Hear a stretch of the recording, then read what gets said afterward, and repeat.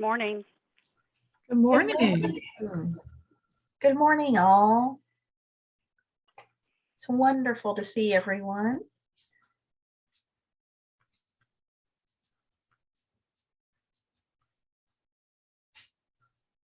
Okay, Miss Alice. Okay. I think everybody's in. Is everyone in?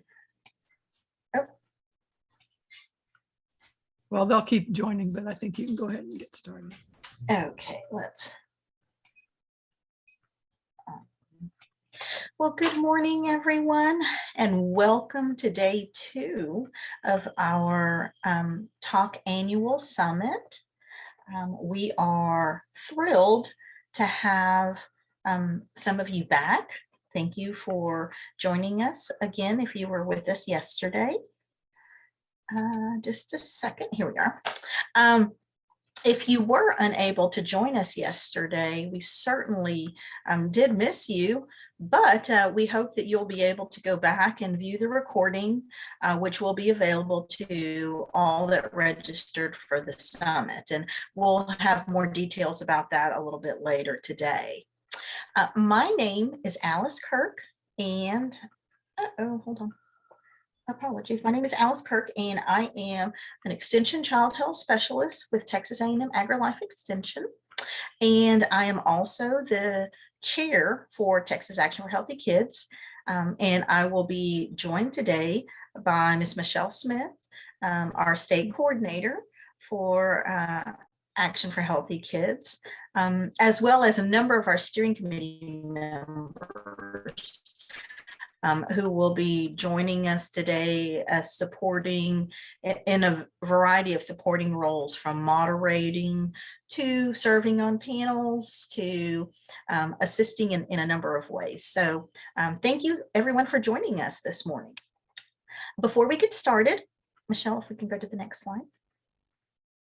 We would love to get to know everybody that's going to be joining us today. So if you would please introduce yourself in the chat. We asked if you could rename yourself with your name and your organization. And Michelle, yesterday you had some specific instructions on how to do that.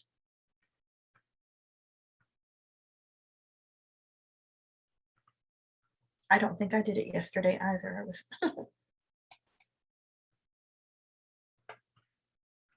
Unmuted. There we go. If you'll just click on participants and then scroll over your name, you'll see more over to the right, and click on that and it will give you an option to rename.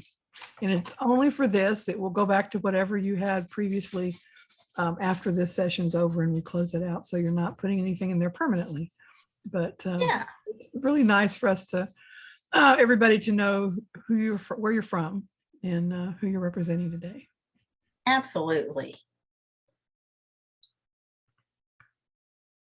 Also, if this is your first time attending, please let us know that in the chat as well.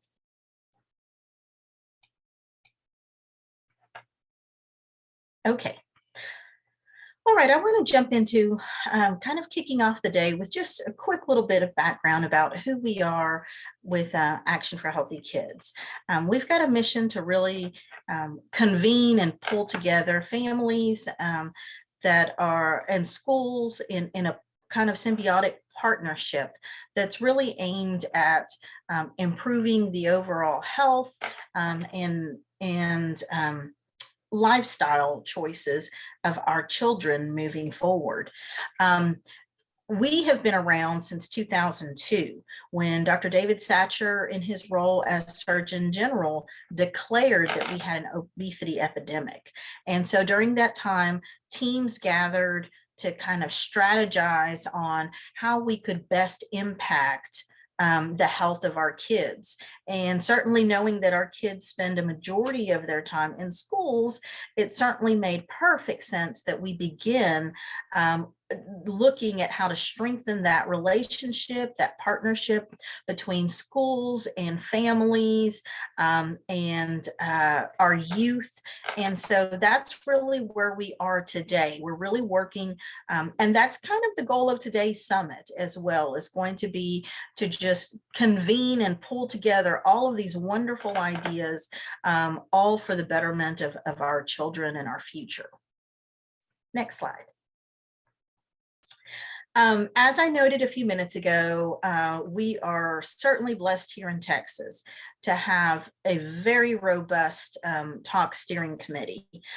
Our group meets monthly to work on a variety of school health concerns, issues, work on any of the school health areas that arise.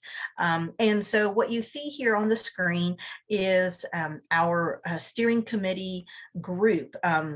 We have a foundations representative, we have state agencies, and in particular, I want to thank our leadership team of Michelle, of Sandy Bristow from the Oliver Foundation, who serves as the vice chair, and then Miss Tricia Mauser, who is our secretary, and does a wonderful job of keeping track of all of our minutes and so forth. So thank you to our great team, and they have had a tremendous role in putting together this entire summit, and I hope that throughout the day you will see that everybody's efforts absolutely came through in the powerhouse panels that we have scheduled for today, just as we did yesterday.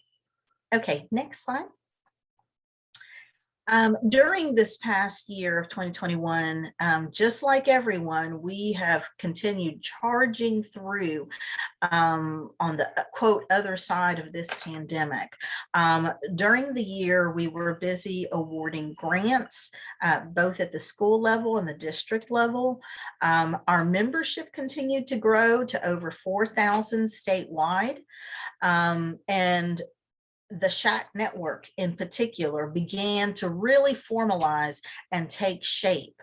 Our SHAC network is really an area where we felt here in Texas, we needed to find a way to communicate with all of our SHACs statewide. And without having a central way to do so, we started thinking about how to establish a website where people could go and register and get information that was pertinent to them regarding SHACs, to really be a clearinghouse for resources that are going to be important related to the work that SHACs are doing.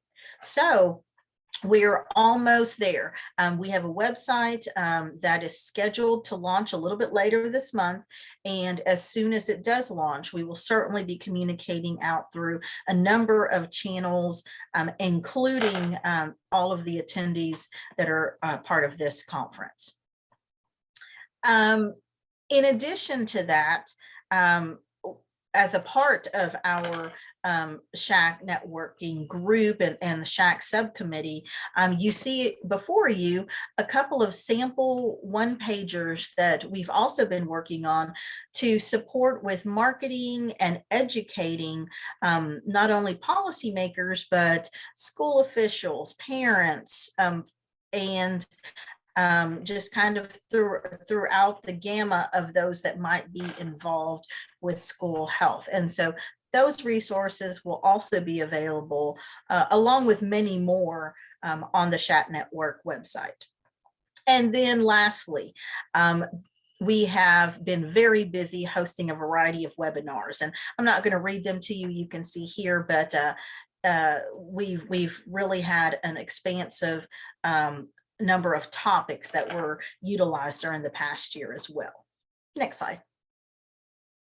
Okay, and then coming soon, again, just as I noted, we are looking forward to the TexasSHACNetwork.org going live and being able to carry a number of resources, and we want to pay Special thanks to United Healthcare, who has helped sponsor the School Health Advisory Council website and resources. And then lastly, please stop by and visit the Healthy Kids, Healthy Families channel on YouTube, because there we also have webinars that have been conducted over the last several years and over the last year in particular on a variety of topics, everything from SEL to vaping to some of the previous SHAC 101 trainings that we have hosted in the past. Okay. Take a breather. Okay, what I'd like to do now is, for those that were unable to join us yesterday, and just kind of as a quick recap, yesterday afternoon, we were able, for those that were able to join us, they stayed on for a couple of minutes after, and we just had an open dialogue, what we call the chew, to just kind of highlight, what were the takeaway messages from yesterday's training? What did everybody kind of walk away with, as far as, was it something inspirational? Did they have an aha moment? Was there that gem that they realized, oh wow, this is going to be very valuable? And what you see in front of you here are, in essence, what the group came up with. Yesterday's sessions, all of them really highlighted a variety of these. It was very intertwined, the overall messaging for the day. First and foremost, transparency is important. It's important for parents, it's important for schools, it's important for kids, to just really open that line of communication so that the left hand knows what the right hand is doing and everybody feels that their voice is being heard. We also talked about the value that was represented and discussed time and time again about the value in meeting people where they are. Not whether that means finding a non-traditional meeting site to host a family school event, or whether that means hosting a coffee, or a coffee type of event that parents are invited to go to. It's really about finding out from your audience, whoever that is, where they're at, and meeting them there.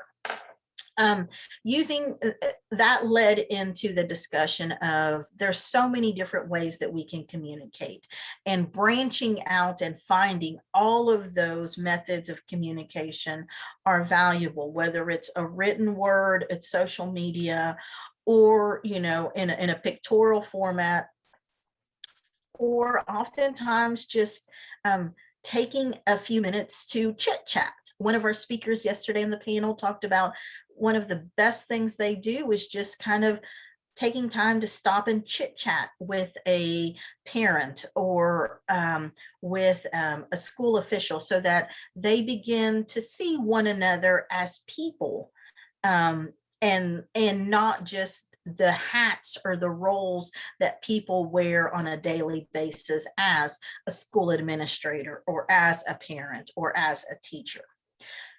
We also highlighted the fact that when it comes to working with our schools and our parents and our kids, it really is more about quality versus quantity, because oftentimes making that connection, even with just that one person who soon becomes a school champion, whether it's a PTA parent who's now more involved, or a SHAC member, or just the librarian who's now taken a more vested interest in trying to support school health initiatives.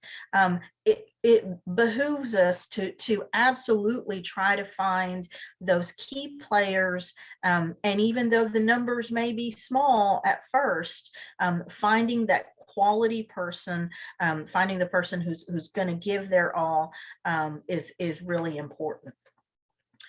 We also had a great opportunity yesterday to hear from a student youth leader during one of our panels. And from that conversation, there was rich information that came, including the value in seeking student engagement at all levels, even, middle school and high school kids, to serve as mentors, to give voice to shacks and other groups that are making decisions that impact their daily lives, as well as students were the first to recognize that mental health is a priority for them. And that helps guide the conversations that your school could and should be having. Lastly, we also were fortunate yesterday to have some wonderful resources from TASB, and some of the panels that were representing school districts were able to share as well. And we are capturing all of those, and those will all be resources that are available to all of our conference attendees as well. And kind of in conclusion, I think the overall view was that all those little things matter. So taking the time to find what resonates with each person, and working together effectively to really listen to one another, to come together on issues and find solutions that work for all was really important. And so I just think it was a wonderful session yesterday. Again, if you weren't able to view or attend yesterday, we hope that you'll go back and look at the recording. And now let's move forward to what we have for today. Just like yesterday, we are fortunate to have some student videos, youth videos, that are going to kind of help kick off each of our panel discussions for the day. And we want to pay special attention and thanks to the Oliver Foundation Teen Advisory Board Youth and the Dairy Max Youth Ambassadors, who are the two groups that submitted videos for this year's conference. And we really appreciate their submissions.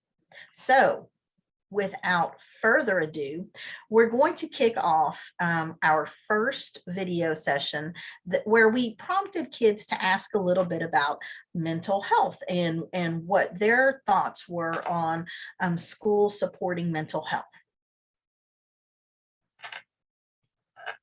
Michelle, there's no audio.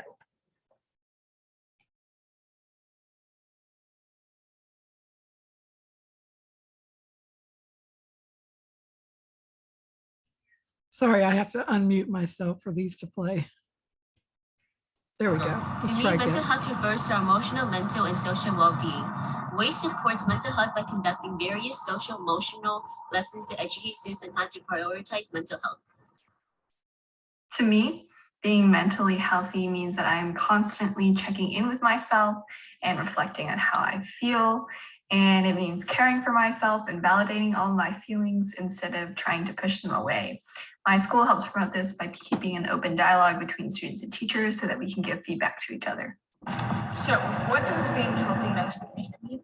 Well, being healthy mentally means I feel safe, I feel included, I feel connected, I feel able to be myself. And my school always helps out with that by always checking up on their students, making sure they're okay, making sure they have someone to talk to if they're. Hi, I'm Sophia Chon, and I'm a sophomore at St. John's School. To me, being mentally healthy means feeling secure and accepting what is happening around you. Especially with teenagers in high school who deal with challenging classes and social pressures, it's very important for schools to support their students. At my school, students have created a club to destigmatize mental health issues and bring awareness to mental health. The club has provided forums with the school counselor asking tough questions, and club leaders also offer support as simple as someone to talk to.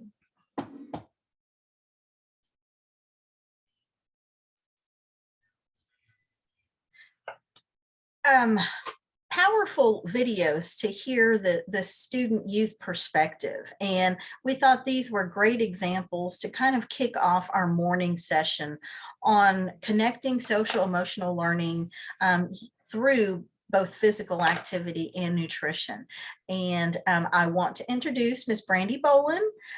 Yay, Brandy, who is one of our steering committee members. And she has also recently become the program specialist for school health in Region 4. And we have known Brandy for a couple of years now in her former role as the school nurse and in her Perspective Elementary School. So Brandy, I'm going to turn things over to you to moderate our first session. Good morning, everyone. Alice, thank you so much for that introduction. So we're going to go through and tell you guys a story. This is going to be a journey. And I think you'll see that in the end, we definitely hit social, emotional learning, physical wellness, mental wellness, as well as nutrition. And I have some awesome partners here with me today. Miss Kara Avila from Klein ISD. Let me tell you a little bit more about her. She is the school counselor at Epps Island Elementary. This is her 10th year in education. She has served in various roles such as 8th grade math teacher, special education teacher and case manager, general education co-teacher, math interventionist, and now counselor. She decided to pursue her counseling degree after years of helping students grow academically, but watching them continue to struggle with their social and emotional health. Kara completed her master's in education at Lamar University in Beaumont, and she is passionate about serving students, families, and staff and ensuring that holistic support can be provided through strong collaborative practices. And after working with her for so many years in Epps Island Elementary and Klein ISD, I can confirm that every bit of that is true. Our second wonderful, wonderful teammate here is Kate Gillihan. She's a registered dietitian nutritionist who has worked for school nutrition for 7 years. Within her career, she's worked as field supervisor, dietitian and menu planner, and currently serves as the coordinator of school operations in Klein ISD. Kate loves every part about working in child nutrition. She loves educating the students, working with the employees, and learning new and innovative ways to feed mass numbers of people, which we know is so important these days.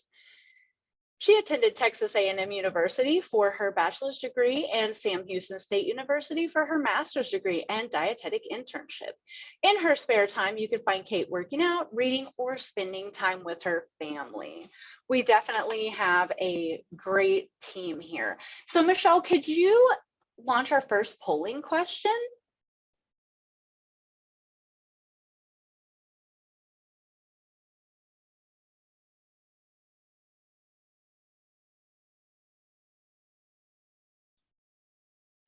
Just give me 1 second. For some reason, I can't. There we go. I couldn't get my launch bar up. Perfect. Our first question is mental health concerns for students have, number 1, remain the same pre-COVID. Number 2, have increased slightly. Number 3, have increased substantially. Or 4, not been a big deal at all. And we'll give you just a second. I feel like this one is fairly easy, but we really wanted to draw attention to the fact that it's different now. It's very, very different now than it was, let's just say 2 years from now. Okay, let's go ahead and end that poll. And let's take a look at those results. I believe that's just about correct. And so we're going to talk a little bit more about that as we go along.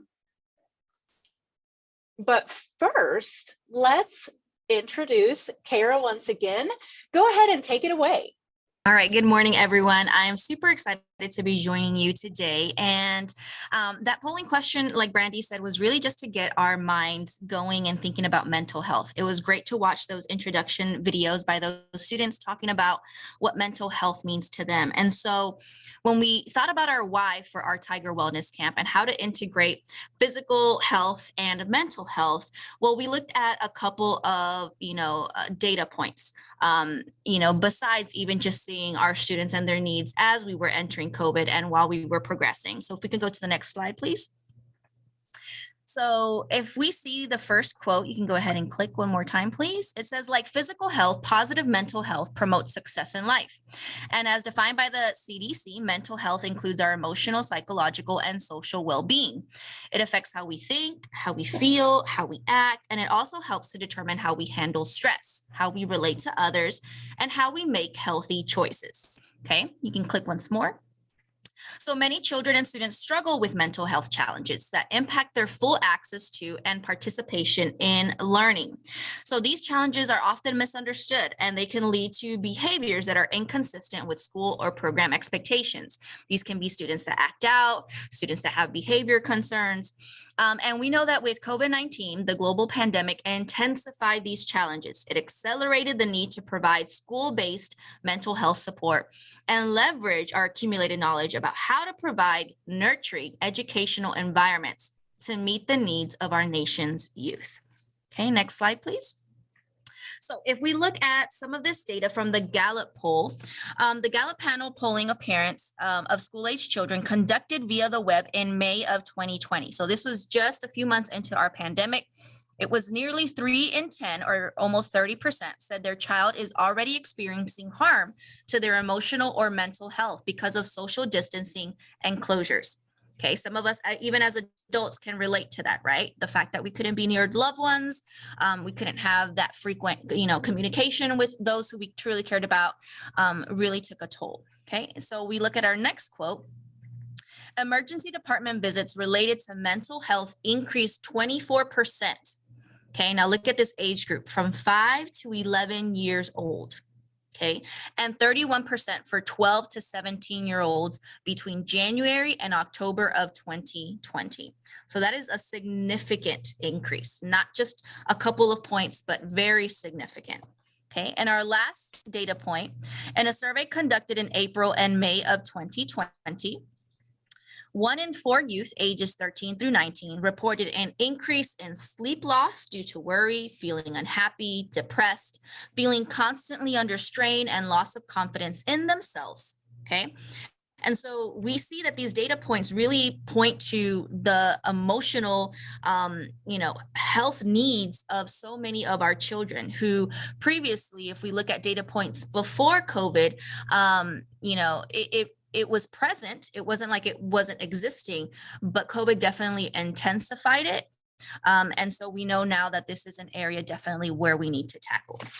Okay, so if we look at our camp goals, that was our why. Why did we need to do this? We saw our students and we saw the mental health concerns here on campus, especially for the ones that were not on campus and who were online. These students were having difficulty with communicating with peers, having that social interaction. I would communicate often with students who would message me to Zoom with them because they were all virtual, because they just wanted to have a face, someone to speak to at the campus level. And so we saw a lot of these needs, and we know that combined with that, the fact that families, were not able to go outside. The physical aspect was also impacted. All of that then took us to our camp goals.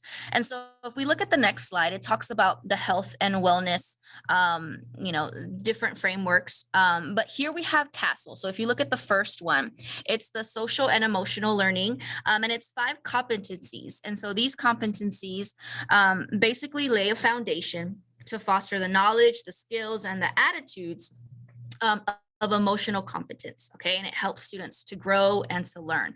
And so if we look at CASEL, this talks about our SEL aspect, our social emotional learning. So we look at self-management, trying to teach students to manage their emotions and behaviors to achieve their goals. We look at also increasing their self-awareness, recognizing their emotions, their values as one's strengths and challenges, building their responsible decision-making. So being able to make ethical, constructive choices about personal and social behavior, their relationship skills, forming positive relationships, working in teams, dealing effectively with conflict, and their social awareness. So showing and understanding empathy for others. So that was a big, driver for, okay, this is what we want our camp to tackle. Our SEL components, we are, addressing those through the school counseling program. We're having, opportunities throughout the day. But what about when it's summertime? What about, the struggles that the students have faced and the opportunities that they have missed? And then we also have the National Institute of Wellness talk about the 6 dimensions of wellness. And so here you can see tackling the emotional, occupational, physical, social, intellectual, and spiritual. So we really wanted to tackle these components. And so Brandy's going to continue taking us into the different camp goals that we had. Thank you so much. Okay, so here we are going to talk about basically overall, what did we hope for? We wanted the children to develop an understanding of physical fitness and mental well-being as components of personal health. And sometimes, especially in the elementary level, that's a difficult puzzle to put together. We wanted to provide educational, recreational, and social experiences away from home. A lot of parents work during this summer, and as you'll see when we discuss demographics, that's even more so in the neighborhood where our school is located. Building self-confidence, self-awareness, and self-esteem. So critical, so critical.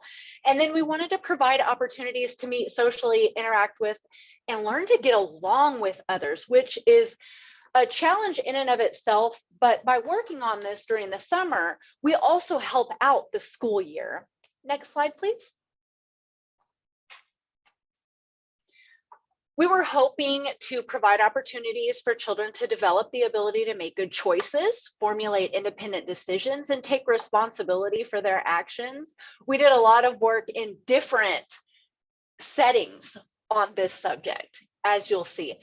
We wanted to provide new experiences for children by exploring new interests or by exposing them to new approaches to previous interests such as sports, art, and life skills. So we really worked hard to introduce new sports that they may not do during the school year during this summer program. And then provide opportunities to develop leadership skills and collaboration through team building activities, which were a lot of fun. The kids really got to work together as teams within their grade levels and in small groups. That definitely had a powerful impact. Next slide, please. And I think here you're going to see that demographics really do make such a big difference in how you would approach social and emotional learning for a set school population. Next slide, please. Let's take a look at the students at Epsilon Elementary. We are a Title I elementary campus, kinder through 5th grade. 89% of our students are qualified for free and reduced lunches. So I would like for you to keep this information in mind as we progress through the presentation and apply what teachings that we did and what things that we provided and what opportunities we provided to what you could imagine from looking at the demographic may be needs in our community. Kara, let's talk about how we prepared. Okay, so thinking about our why, we knew the need that was pressing for our students, not only campus-based, but we saw it across our country, across the world. And then thinking about our camp goals. So we said, well, how can we make this happen? And really it was, our principal at that time, who's no longer with us, she retired, but at that time said, I'm looking to create some summer programs. If you have any ideas, please feel free to come and share them with us. So that really opened the door for us to be able to get this idea started. And really, I knew that there was such a huge need. And I said, we need to tackle some of these issues. What if we had a camp that was about social emotional well-being? And then we had a great relationship with Brandy. And so our communication and our talk, I said, let's add that physical health component. Let's add that, that nutrition. Let's talk about what else can we make this into? And so that really kind of opened the door for our collaboration to start. And so on the next slide, you can see these are some of the things that we had to do. So we had to come up with a camp proposal. So Brandy and I had to sit down and really think of all of our whys, our goals, our numbers, what were we thinking, our dates, all of that, the logistical information that is required when creating a camp in the summer. And so we had to come up with a camp proposal. And that was then presented to our principal. We sat down with her and we had a meeting where we were able to go through some of those details. She was able to ask questions, give us feedback, and then let us know this can definitely work. We need to rethink these areas. And so that was very helpful. Then based on that, once we got the green light, then we started recruiting teachers, and really it was just our campus teachers who would like to help us. Our students better than anyone else, our community, our families. And so we started recruiting teachers and asking. It was really open, whoever would like to help and to support. Now, I will say that this was paid in the summer. And so that was, another incentive as well. And then we began really planning and going into a lot more of those minute details and thinking about, okay, what do we need? What are the classes that we're going to do? What is our schedule going to look like? Based on that, then we created our classes. We started thinking about how many students we would like to have in each grade level. It was our first time, and so we didn't want to overwhelm ourselves. We didn't want to do something and not do it with excellence. And so we did limit the number of students per grade level, and we'll talk about that in a little bit. And then we started ordering materials. We started early on, I think it was in March or February or March, we started thinking, okay, we need to start ordering things, even though the camp isn't happening until June, just to make sure that we're prepared.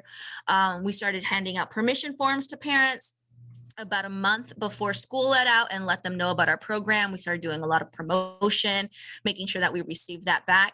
And then we also had a camp orientation, which we'll talk about as well, but it was an informational session for parents. And that way they could get to know our purpose, our why, and details about the camp as well. Okay. And so on the next slide, you'll see that our team was formed. Camp orientation, I apologize. So our camp orientation, the parents were invited to camp orientation, which was, again, an informational session that provided details of the camp. This was an opportunity for parents to get to know the camp staff, as well as be able to ask any questions. And it was held over Zoom. So during that time, we were still primarily using Zoom as a means of communication. We weren't really having staff on campus parents on campus. And so it was held through Zoom to provide easier access. For those who were not able to attend, we also recorded it and sent it via Remind, which is an application that we use here in our district, where teachers and parents can easily communicate with each other. And so that kind of allowed us as well an opportunity to meet the parents can meet us, and just kind of open that dialogue. Okay. The next slide, our team was formed. So this is our lovely team. It wasn't a big team, but it was a perfect team. And so this team really came together. And as you can tell, we were just super excited to get started. It was a new challenge for all of us, and a lot of us were out of our comfort zone. So you will see that we have second grade teachers that took on team building, kinder teachers that took on PE, fifth grade teachers that took on SEL. I mean, everyone was kind of really broadening, right, their horizons during this time. And so we met before the camp to finalize plans and to have some prep time. We met from 8 to 1.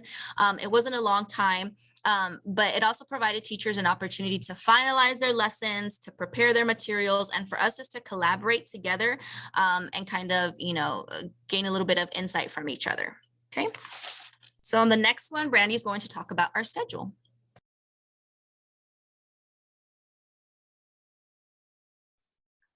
Okay, let's take a look at the schedule.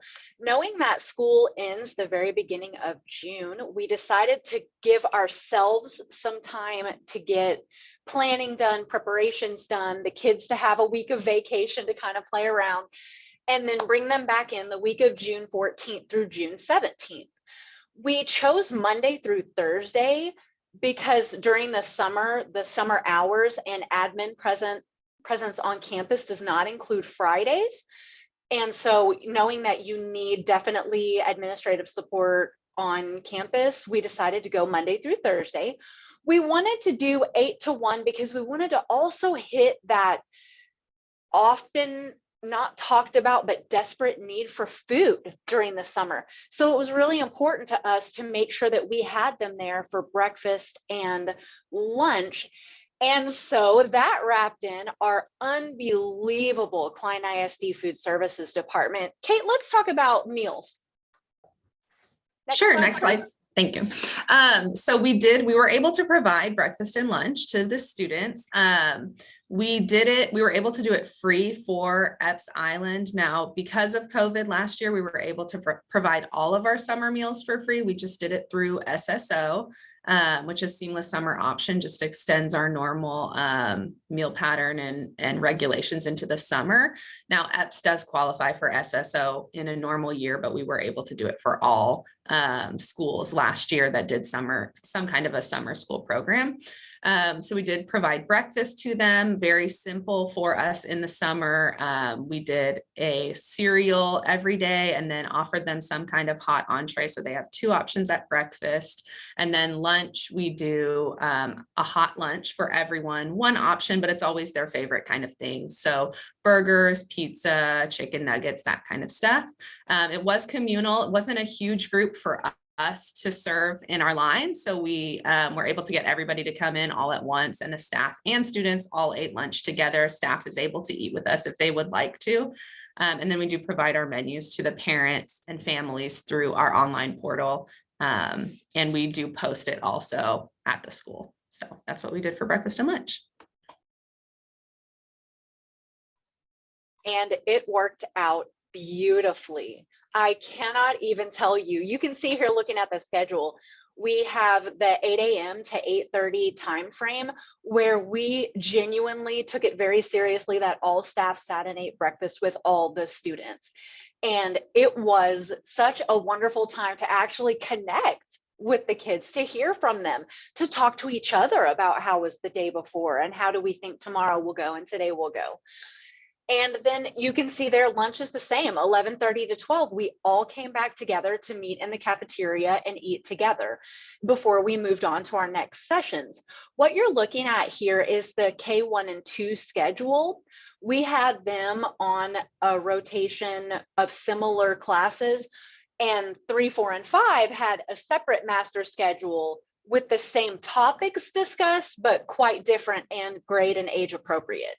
We use color coding for the subject and mealtime to, again, just keep everything organized and help determine staff rotation to make sure that the small staff that we had was able to cover everything and that we had the right people in the right place at the right time.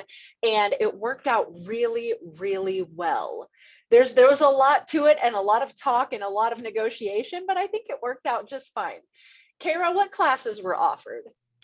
All right. So in thinking about what we wanted to offer to our students, we knew that the SEL component was definitely important. But if you click on the next slide, you can see that we wanted to include physical fitness, creative expression, a nutrition and physical health class, mental health, and then team building. And this is once again just to tackle those competencies that we saw earlier on social and emotional learning and their health and wellness.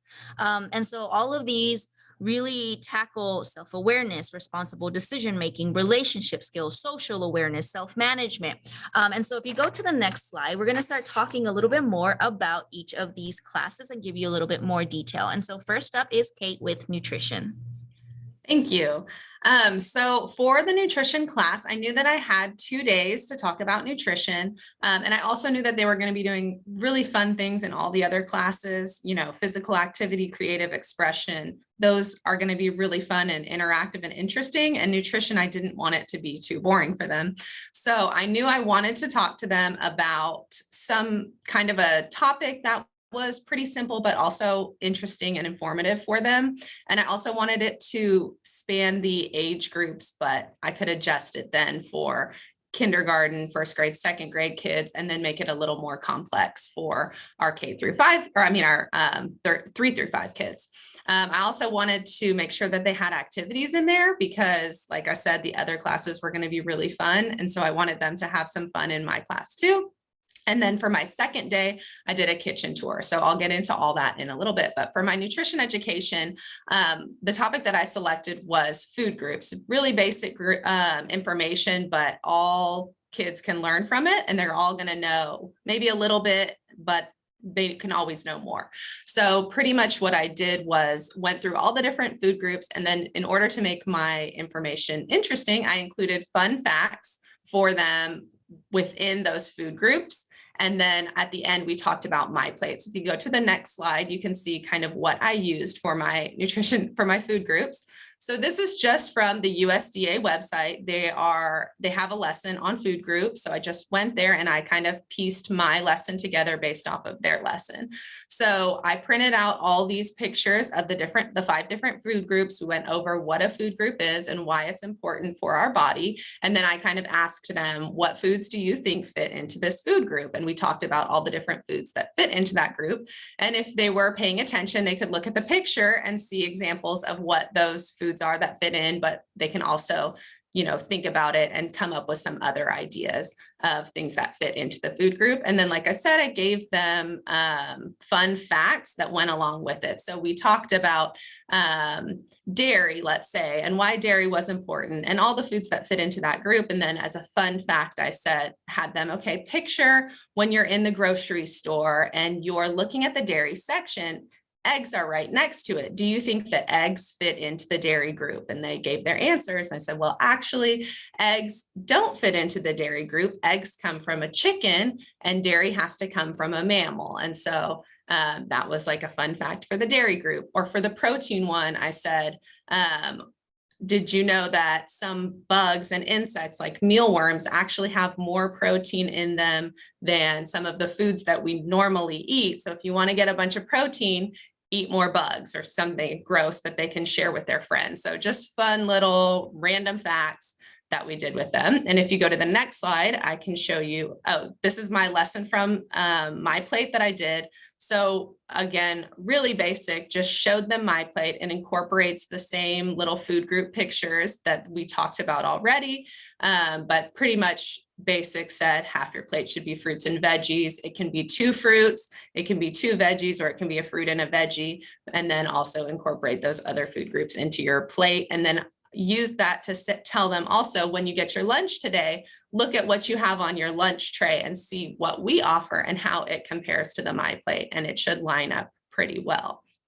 If you go to the next slide, this is what I used as a fun activity for them. So I just went and found a bunch of pictures of different foods and cut them out. I used those food group pictures and lined them up on the stage, and then handed out these pictures to the kids, divided them into groups, and we just did a relay. They ran down, dropped their food in the proper food group, and then ran back and tagged their friend.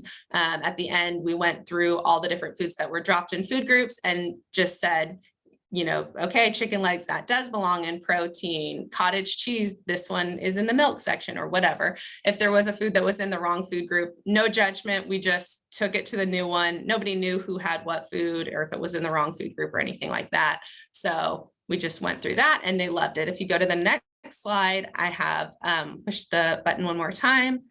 I have just a short video of them doing their relay. I'm not sure if it will work or not, but pretty much they're just run down, drop it in there, and then run back. So I don't know what happened. You don't have to have the sound. It's just them running down, dropping them in, and then running back. And some of them had 2, depending on how many foods we had. Just real basic, but to get them up and moving and having some fun with it. And they had a great time with the relay, really basic activity, but they loved it. And if you go to the next slide, Day 2 for nutrition education, like I said, we did a kitchen tour. So before they're allowed to go in the kitchen, everyone has to have a hat or hair restraint on. So we give them all paper hats and have them decorate them. I asked them to decorate them with their favorite foods from their favorite food groups, but I did give them the freedom, obviously, if they wanted to decorate with something else, they were welcome to. This is an activity that we do year round. We love doing kitchen tours with our students. It brings the kids in from their classrooms. They get to see the kitchen, and I just feel like it's a great memory for them to, when they get older, they're always going to remember when they got to go into the kitchen behind the scenes and see what the cafeteria ladies do and all the food that they have to prepare and the huge equipment that they use. So it's always such a great thing for the kids to do. And if you go to the next slide, you can see this is Miss Dye. She is one of our zone managers. So she actually has worked for us for about almost 40 years, but she started out as a cafeteria worker and worked her way up. Now she's a zone manager. So she is fabulous with the zone or with the kitchen tours. She shows them everything. You can see in the picture, she's showing them the line, how it works. It's not on at the moment because we're between service, but she's telling them you fill it with water, it gets hot, you can't touch it, keeps your food hot. She shows them the milk cooler, the reach through warmers, coolers. She takes them into the pantry, shows them a big number 10 can and says, think about a can at home. What does that look like? And they're always amazed to see a big number 10 can. She gives them a glove that they can wear or play with. You'll see lots of kids like blowing up the glove and just having a lot of fun. And they get to touch things anywhere that we, as long as it's not food prep actually happening for the day, they can touch. So there's a picture of a little girl. She's moving the mixer, so lifting the hook up and down, just having a really good time. And they really, really enjoy it. If you go to the next slide, one more click, this is also a video. This is like the grand finale of the tour. They get to go into the walk-in cooler and walk-in freezer. And so they have never seen something this big in their life. It's just so much fun.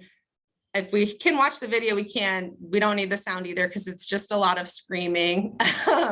They have never seen that many boxes of food and gotten to like walk into something so cold. And for them to see this, the cafeteria ladies do this every day, multiple times a day, it's just fascinating to them and just a really fun activity. And of course, we give them a little snack, healthy snack at the end of the tour and just have a really good time. So that's what we did for nutrition education with them. You can go to the next slide.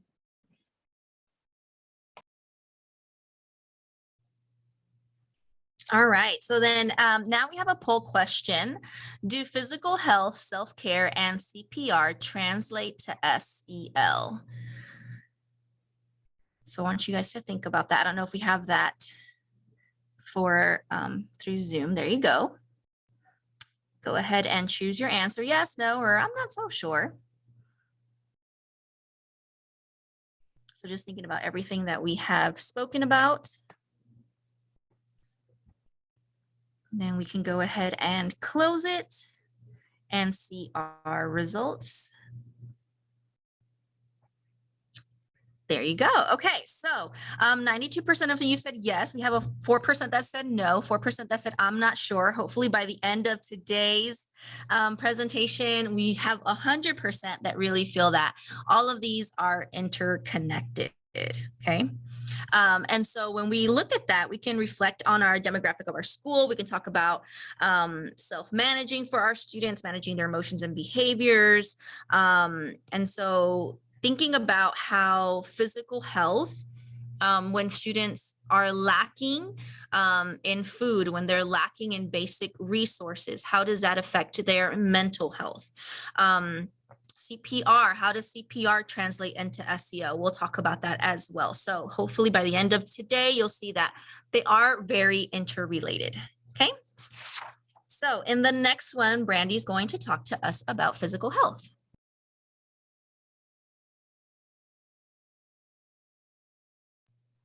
Okay, first, can we take a moment to discuss that kitchen tour and how it made my school nurse heart so happy? Miss Dye discussed the importance of hand washing and food handling safety and kitchen hygiene. And I just could not have clapped more, because not only did she discuss food in the kitchen and all the exciting things, but she also drew their attention to the fact that you must wash your hands. And this is what can happen if you don't. And this is what can happen if you don't wear a hairnet and that sort of thing. And it's very important for kids to see the whole entire picture and not just one side.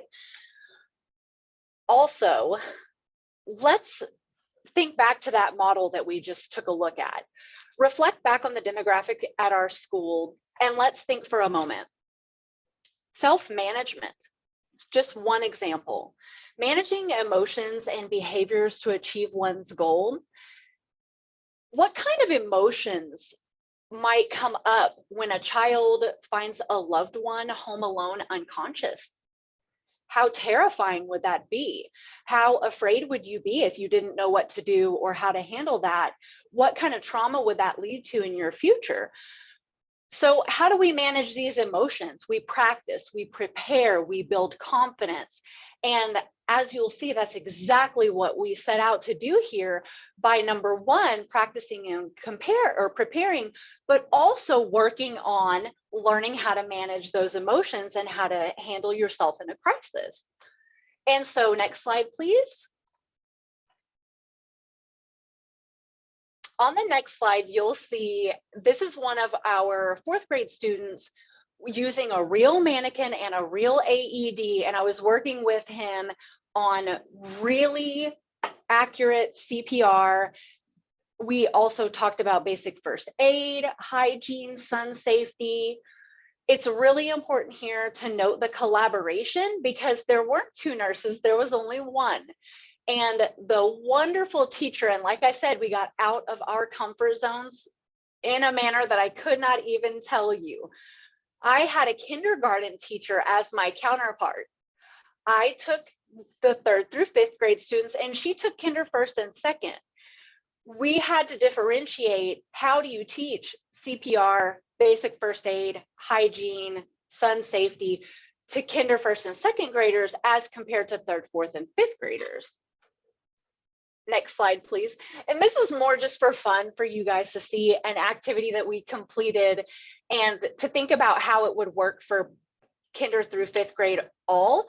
Will these UV beads change colors even in the shade? And so you can see the beads inside the building are clear and the beads in the sunshine are very dark colored. And as you walk outside, you can see how they transform. I want you guys to look at the feature at the bottom of your screen under reactions, and there's a raise hand button. I want you to raise your hand if you think that these beads will change colors even in the shade. Everyone take a moment to go ahead and locate the raise hand button and raise your hand if you think they will. If you do not think they will, don't raise your hand. Perfect. You guys are amazing. Okay, now use the lower your hand feature. These beads are so sensitive that they pick up UV even in the shade, even in a house near a window, which is what we were trying to demonstrate to the kids, that even in the shade without sunscreen, your skin is in danger. Giving them this knowledge and preparing them with how to handle this situation, whether or not someone is home with them, whether or not they're alone, whether or not they can be empowered to be the one to make the decision, such a small thing, to apply sunscreen, which can affect the rest of their life. Not only that, they can also encourage those around them, and that builds leadership skills. There's a lot to think about in just one little activity. Next slide. And then first aid. This was so much fun. The kids had a great time. It's important to look at why and how do we connect social emotional learning to first aid. Consider confidence under pressure, teamwork, and again, the effects of a traumatic event when you're knowledgeable versus when you're not knowledgeable about how to handle the situation. So these are some of my 4th grade friends, and we watched a video on how to bandage and how to stop the bleed. We discussed when is something appropriate to call 911 and when is it not appropriate to call 911? Why does that matter? It matters because these kids could and quite possibly will be home alone. Our 911 system is currently overtaxed as it is. But if these kids can manage a minor event at home and not burden the 911 system, but also if they can know and feel empowered as to when it's time to call for help. And I can tell you by the end of this, the third, fourth, and fifth graders were ready to go, knew what to do, had complete confidence in themselves, and they built each other up. So if someone didn't really get how to bandage, they would teach each other, oh, here, let me help you. I know how to do that. And it was a wonderful thing to witness, I have to be honest. And the next slide, you'll see that kinder, first, and second got to use a teddy bear clinic. This made it, they got to choose their own patient. They bandaged their teddy bear. They checked for responsiveness on their teddy bear or dinosaur or unicorn, you can see.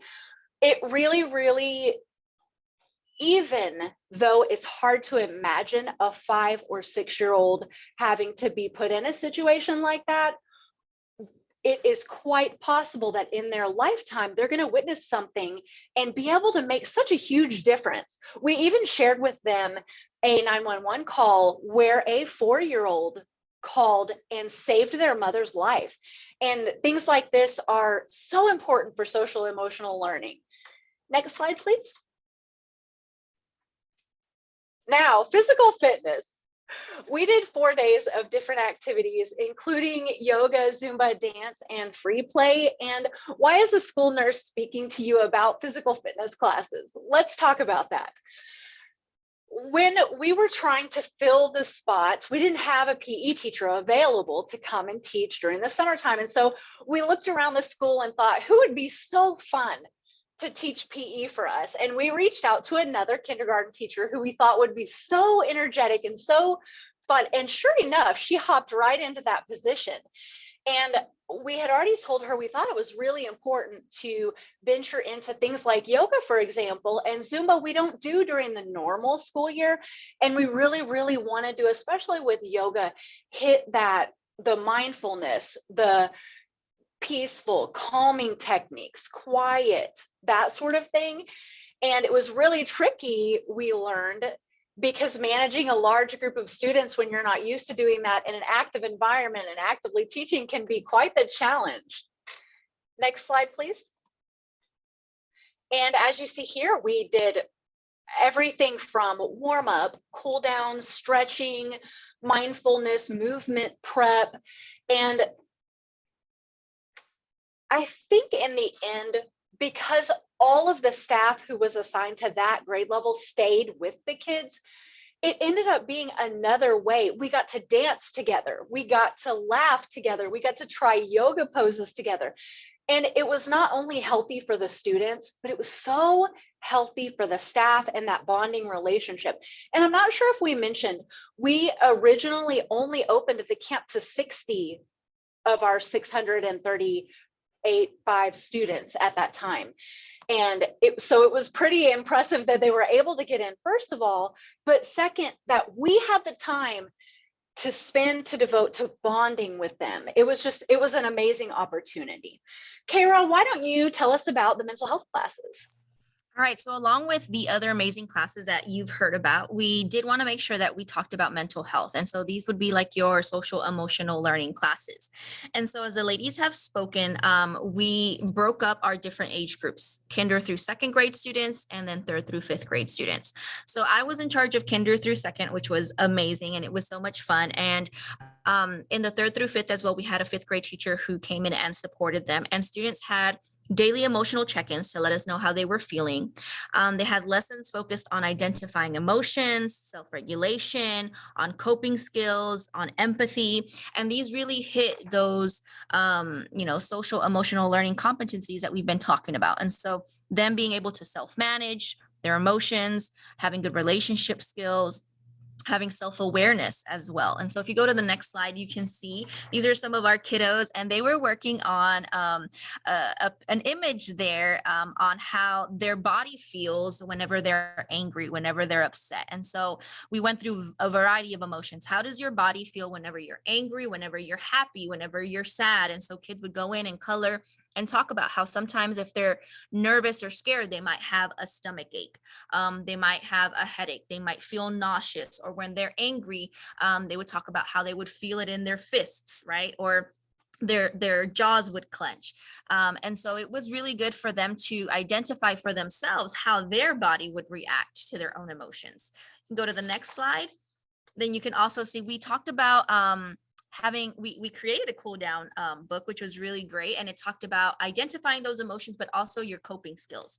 What can you do whenever you are feeling overwhelmed, whenever you are feeling down and sad, whenever you are feeling anxious? And so the kids got to choose basically from a variety of different options what their favorite coping skills were. And so that could include coloring, that could include taking a walk, that could include, taking a mental break, whatever it would look like for them, the kids could choose. And then we would go back and reinforce those and talk about whenever you go home and you take your book home with you, if you're having a moment like these, you can go back and reference it.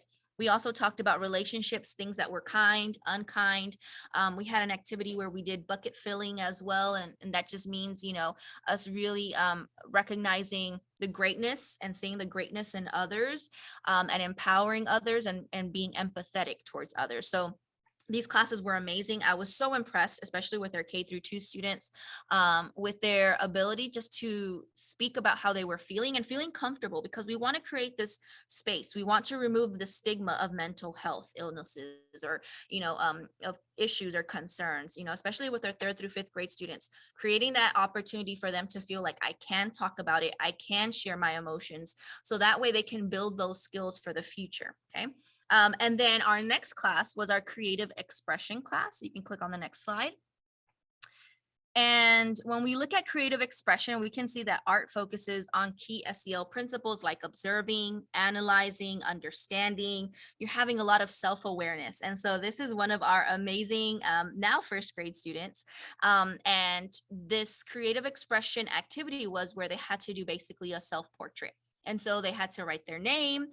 They had to write who their favorite friend is, what their favorite things are, how do they feel, things of that nature. So if you look at the next one, you can see all of our students, and they were so amazing. They are so artistic. They loved it. They loved going a little bit deeper into, really being self-aware, like, who am I? What do I like? And then celebrating that. Really, acknowledging and then kind of looking at everyone else's work and saying, wow, like, we have differences, but it's still amazing and it's still great. If you look at the next slide, we have our 3rd through 5th grade students, and these were some of the examples of some of the artwork they did. You can continue to the next slide. And so here are some of our students as well, and they got to take home their canvas, and they were so excited about it. And here, we really talked about color. What colors did you want to use? Colors representing your mood, your emotions. They also had some words that some of them would include on there just to describe themselves. And so we also wanted to have an opportunity for them to have that creative outlet and to be able to showcase. We know that creativity and being able to do certain things like journal writing or drawing really helps with mental health as well. Okay. And then if we look at the next one, we had team building. And so team building, relates to that relationship skills competency, where we're trying to form and build those positive relationships where we can deal effectively with conflict. And so here we had a 2nd grade teacher who had never really done team building before. But again, all of our teachers were down for whatever we threw their way, and they're like, we want to do it. And so we were able to see that, they were able to build their communication, increase their collaboration. And so if you look at the next slide, our teacher had some amazing different activities. So in all of this, they all had to work together. There was a problem that they had to solve. For example, on the picture on the left, there was a rope, and they had to determine how not to get that ribbon that was tied on the rope over to the other side. And so they had to work together. They had to collaborate. Sometimes you would see leadership skills, because somebody owner really start to lead. Okay, this is what we need to do. This is how we need to get this to work. On the right-hand side, some little stepping stones. The students had to be able to get across, kind of almost like a bridge, and they had to work with each other and communicate with how they were going to get that done. You look at the next slide, please. And then here as well, we had blindfolded activities where students had to be able to communicate again, trust each other, right? Be able to trust. And I want you to think about that. You know, during that COVID year, a lot of our students' social abilities really decreased. We saw them have a lot of difficulty with being able just to talk and communicate, especially because we were wearing masks, right? And so that affected a lot of the social interactions. And so this really just kind of opened it back up. Not only were you wearing a mask, but now you're blindfolded. And how can we work together? And so these students loved going to team building. They couldn't wait. They were super excited. And you could just really see, you know, their leadership abilities really begin to shine during this class. Okay. And so Brandy's going to talk about our survey. Okay, let's take a look at parent feedback. We did send the surveys home in both English and Spanish. We got about 20 responses, which, as some of you know with surveys, is a pretty good response. And they were sent through Google form and through Remind. That way, it arrived to you. You click the link, you fill the thing. There's nothing to do, no papers home, that sort of thing. And I think the feedback speaks for itself. Tiger Wellness Camp was an enriching experience for my child, 100% agree.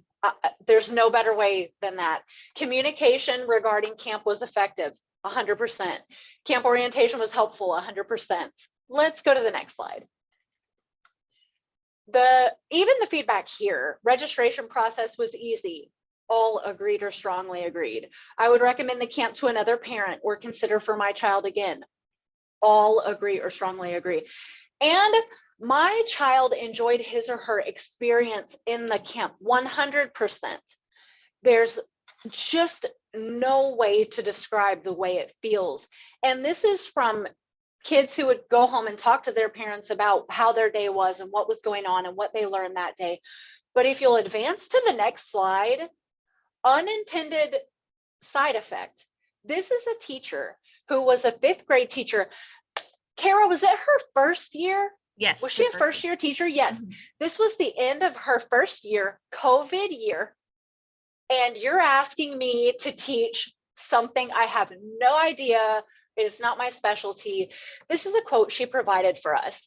I loved participating in wellness camp because I had a head start on getting to know some students for next year. I also felt like it strengthened my sense of community within the school. Yes, it did. Next slide, please.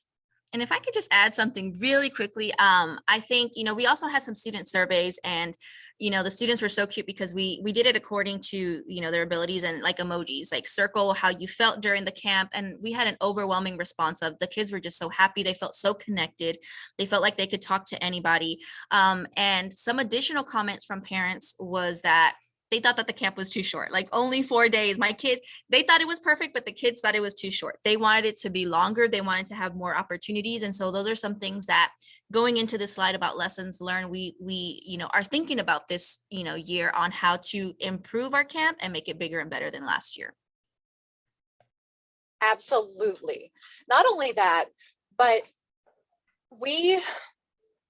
the kids, because of what we talked about and how we opened it up to them to communicate with us very clearly, and especially during lunchtime, they would communicate with you. And so when they were filling out their emoji surveys, the kids would pour out to you. My favorite class was nutrition. I can't even tell you how fun that food relay was. They would pour out why on things. And I only wish I had carried around a recording device to get all of the unbelievable things. So many lessons learned here. First off, you need a PE teacher, because no matter what, that is so challenging when you have never done it before. And I feel like although our PE fill-in teacher did an unbelievable job, even with 3 or 4 staff in the same room at the same time, none of us are really prepared to have hit that yoga, for example. That could have been an epic session, and it was good, but it could have been epic. So it's little things like that. We learned about being careful with dismissal. Check, double check. There aren't enough checks that you could have to make sure. We learned appropriate what presentation is appropriate for what grade level, as far as making sure that you hit kinder, first, and second as appropriate as you can for all three, because we had them lumped together. So that challenged all of us to make sure we weren't teaching only to kindergarten or only to first grade, unless it happened to be one of the classes where we could break it down and have it kindergarten only, first grade only, and then you could feel free to teach whatever in that time. I learned that Kara, for example, was talking about that session where they had the pictures where they could identify physically how I'm feeling in an emotional time. And so often kids miss so much time in their seat in class because they're being sent to the nurse or home because they're so sick with a headache, a stomach ache, whatever it is that is actually, I'm nervous, I'm upset, I'm fearful, testing anxiety, whatever the case. I had a bad day at home. I started off on. So those are just a few of the lessons learned. And Alice, I see you popped on. Is that our time? Unfortunately, yes, we are coming down to the time, and Michelle had just noted a few minutes ago in the chat that we are going to collect some of these questions that are coming in. If you guys will be around or able, at least some of you, to join us when we do our recap a little bit later at the end of today's session. I feel like some of these questions look really good, and I know that we would love to have an opportunity to ask you some of these questions, ladies. Thank you all so very much. Brandy, Kate, Kira, all of you. This was just a great session, and y'all did a phenomenal job with your camps. And so thank you. What we're going to do now is quickly switch gears. Somewhat, really, we're going to kind of add on to this whole discussion that was kind of leading into the importance of physical activity and physical education and how that works in with our health priorities. And so let's kick off by hearing a couple of videos, a couple of youth voices on physical activity. So that's how we're going to kick off. And then I will come back in and introduce our panel. For me, swimming for 2 hours every day has really helped me get my mindset off of, the stress that school brings and all the tests and quizzes I have coming up. And I am a very bad procrastinator. So by the time I get home with swim, it's 6 o'clock. So swim has really allowed me to stop procrastinating and get it together and stay focused and zoned in because I don't have any extra time. If I don't get exercise, I feel like a slow. Because when I don't exercise, I don't get energy, I don't focus, I don't have the right mindset. And since I do a mile and a half every single day, I'm always in the right mindset, I'm always stay focused, and I always feel energized. Physical activity is super important to me, especially during the COVID-19 lockdown. I realized that staying indoors all day and not getting any exercise makes it really difficult to focus and makes it hard for me to even enjoy the day at all. So I like exercising to clear my mind and boost my mood, which in turn helps my performance in school. Being physically active releases chemicals in your brain that boost self-esteem, help concentration, and feel better. It is a very good way to improve mental health. Overall, physical activity can improve school performance significantly. Hi, I'm Sophia Chan, and I'm currently a sophomore at St. John's School. And physical activity does not only make you stronger, but is able to clear your mind and completely change your mood and make you feel more energized. If I'm feeling drowsy or unable to concentrate, having more time to move my body allows me to feel awake and participate better in school. During quarantine, I began exercising frequently, and I noticed a more positive change in my mood and a more productive day after I worked out. The mental strength that I have built while working out also has translated to my mental toughness when presented with a difficult task at school. For me, Thank you. Great videos. Again, it's wonderful to hear that youth perspective on the benefits that they are already experiencing with physical activity and physical education. What I want to do now is welcome Joey Walker. Say wave, Joey. She is our training and implementation VP for the Catch Global, and she is now going to take over the next session on making physical education a priority. Thank you, Alice, and good morning, everyone. Before I actually launch into that, I'm actually going to call an audible real quick. And just based on that wonderful session that we kicked off the morning with, I'm a big believer in practicing what we preach. And we're fixing to talk about how we can make health and physical activity priorities or keep them priorities in our schools. So we were talking about SEL. So I thought, hey, let's just do a very quick mindfulness kind of check-in. This is from the Catch program, the SEL Journeys program, and it's called our Mind, Heart, Body Check-in. So what I'd like everybody to do just very quickly is get in a nice, comfortable seated position, feet flat on the ground. Arms can be hands resting in your lap. This Mind, Heart, Body Check-in is really a self-awareness activity that can kind of reflect on how you feel in your mind, your focus, how you feel in your heart, your emotions, and how your body feels, your energy level. And so what we are going to do is kind of just focus really quickly, and I'm going to guide you through some questions. And what I'd like for you to do is just take some nice, easy inhales and exhales. You can close your eyes if you'd like. And at first, what I want you to do is just take a nice, deep breath and focus on your mind. You can say the word mind. You can just send the word calm to your mind very quickly. And then I want you to ask yourself, do I feel alert? Am I focused? Am I ready to learn or ready to perform or get started with my day? And then once you kind of reflect on those answers for yourself, take one more deep breath. And next, I want you to move to your heart. And I want you, again, you can send the word heart to that area of your body. You can send calm to that area as well. And then I want you to ask yourself, what emotions am I feeling? Am I excited? Am I motivated? Am I happy? Am I feeling so-so or upset? Whatever those emotions are, just check in with yourself and reflect on how you're feeling. And then take one more nice deep breath. And now I want you to focus on your body. Again, whatever area of your body might need energy or might need relaxation, send that energy to that part of your body. And then I want you to ask yourself, do you feel energized? Do you feel in control of your energy?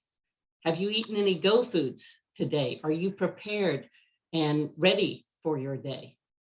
And then one more nice deep inhale and exhale. And just reflect on all your answers to your mind, heart, body check-in. Perfect. All right. Now, just to kind of get us started, that was a great session to kind of kick us off. And I think this next session where we're talking about keeping or making physical education and activity and health priorities in our schools and our communities is really going to be a great segue from that first session. So this session is going to be a discussion on that importance of health and physical activity with regard to child health and development and the overall learning process. First, let me just quickly introduce myself. My name is Joey Walker. I've been on the steering committee for TALK for I think 3 or 4 years now, and really value the work that Texas Action for Healthy Kids is doing to make and keep health on people's radar and give folks the skills and the resources to actually operationalize some of the things that they're interested in or passionate about. It's through events like these that we're able to connect with others doing this work across the state, share ideas and learn from one another.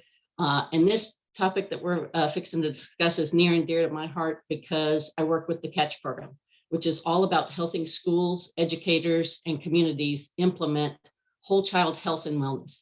I've been working with Catch for just over 22 years now. It's definitely been my passion to share the program and resources Catch has to help health and physical educators and others create healthy learning environments for kids. I'm going to tee everything up for folks, but we have a terrific panel for this session that we will be hearing from in just a moment. But I do want to kind of very quickly set the stage for y'all. And like I said, tee everything up for John, Jackie, and Pete. Oh, you anticipated perfectly, Michelle. Well done. All right, so here are just a couple of quotes that I think help us frame this discussion. Thomas Jefferson said, "Health is worth more than learning." Now think about that for a second. We put so much emphasis on learning and academic achievement these days, often at the expense of health and physical education and other special areas.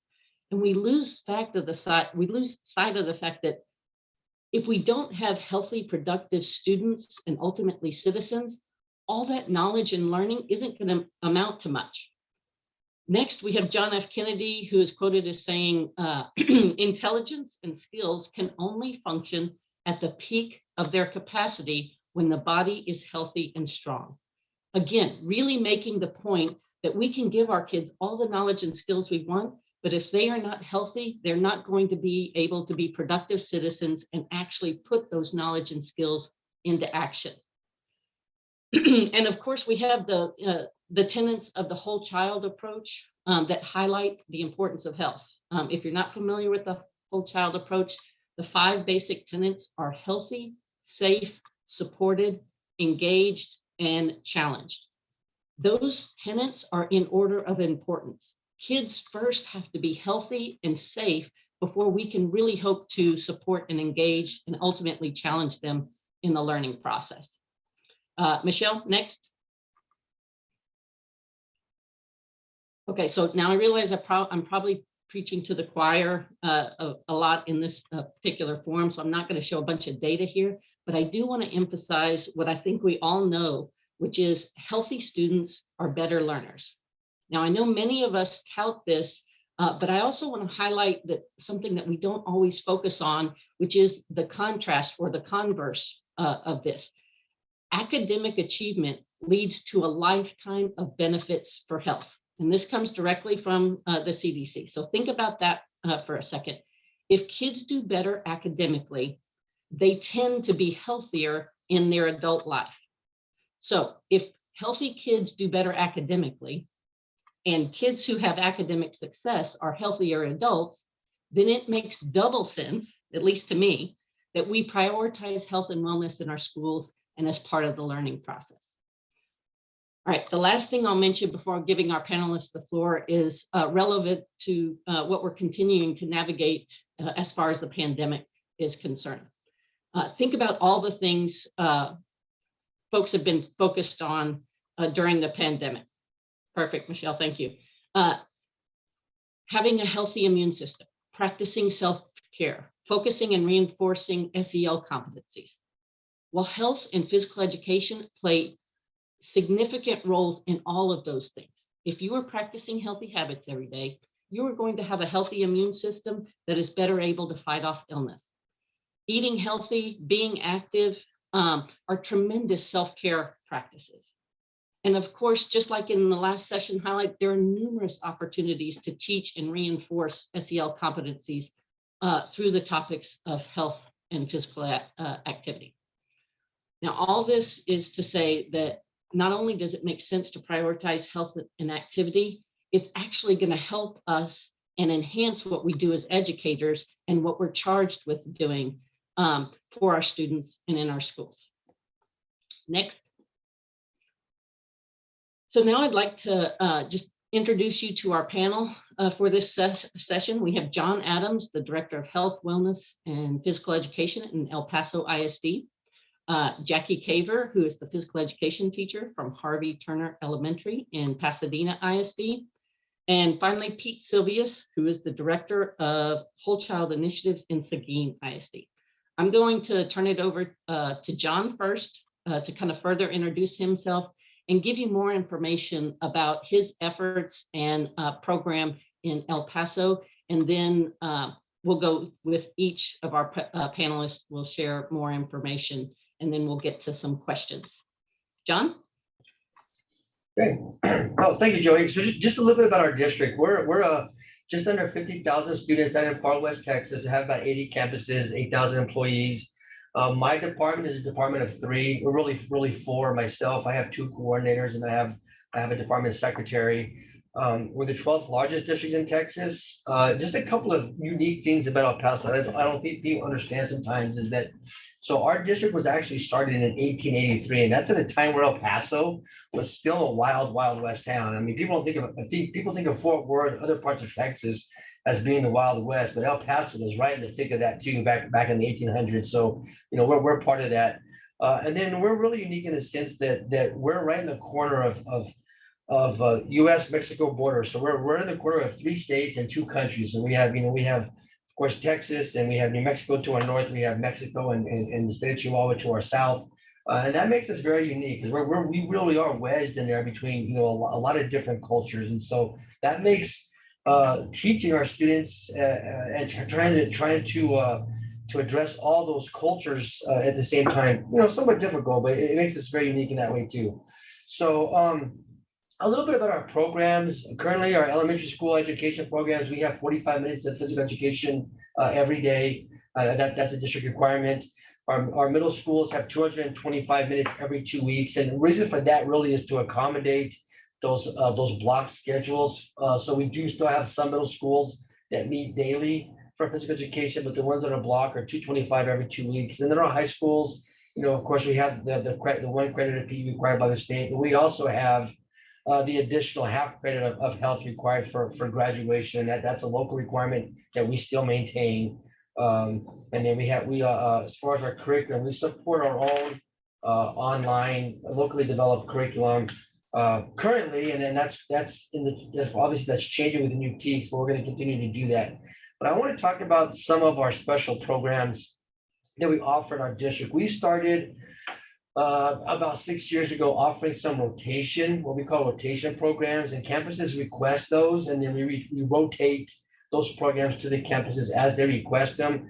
They're becoming so popular now that we don't do every program every year because we just don't have enough equipment yet, but we're working to build that. So we do an inline skating program, and this year we're adding scooters to that, the little leg push scooters. We're adding that to the skating program because there's some kids that just don't quite feel comfortable with the inline skating. And they've really asked us, can we include scooters with that? So we thought, well, that's not a bad idea. So we're using some title funding this year to build that program to include the scooters. And then we do first tee at our elementary school campuses, and then we have a locally developed middle school golf program where kids are learning golf skills and swinging and all the ins and outs of playing golf at the middle school level. And then we also have drum fit that we're doing on campuses.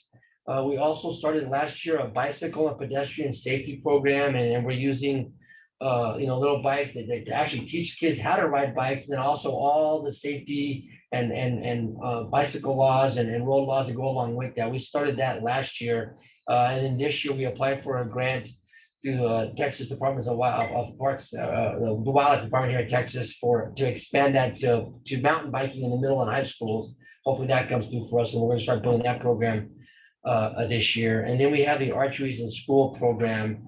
Started off elementary, and then last year we were able to get a couple of grants, and now we've expanded that to the middle schools and high schools. And again, those are rotation programs. We find that that's very cost effective to do it that way because we don't have to have equipment for every single campus. We just rotate it to the campuses, as needed. It's more wear and tear. It gets used constantly throughout the year, but we've just found out to be very, very effective for us.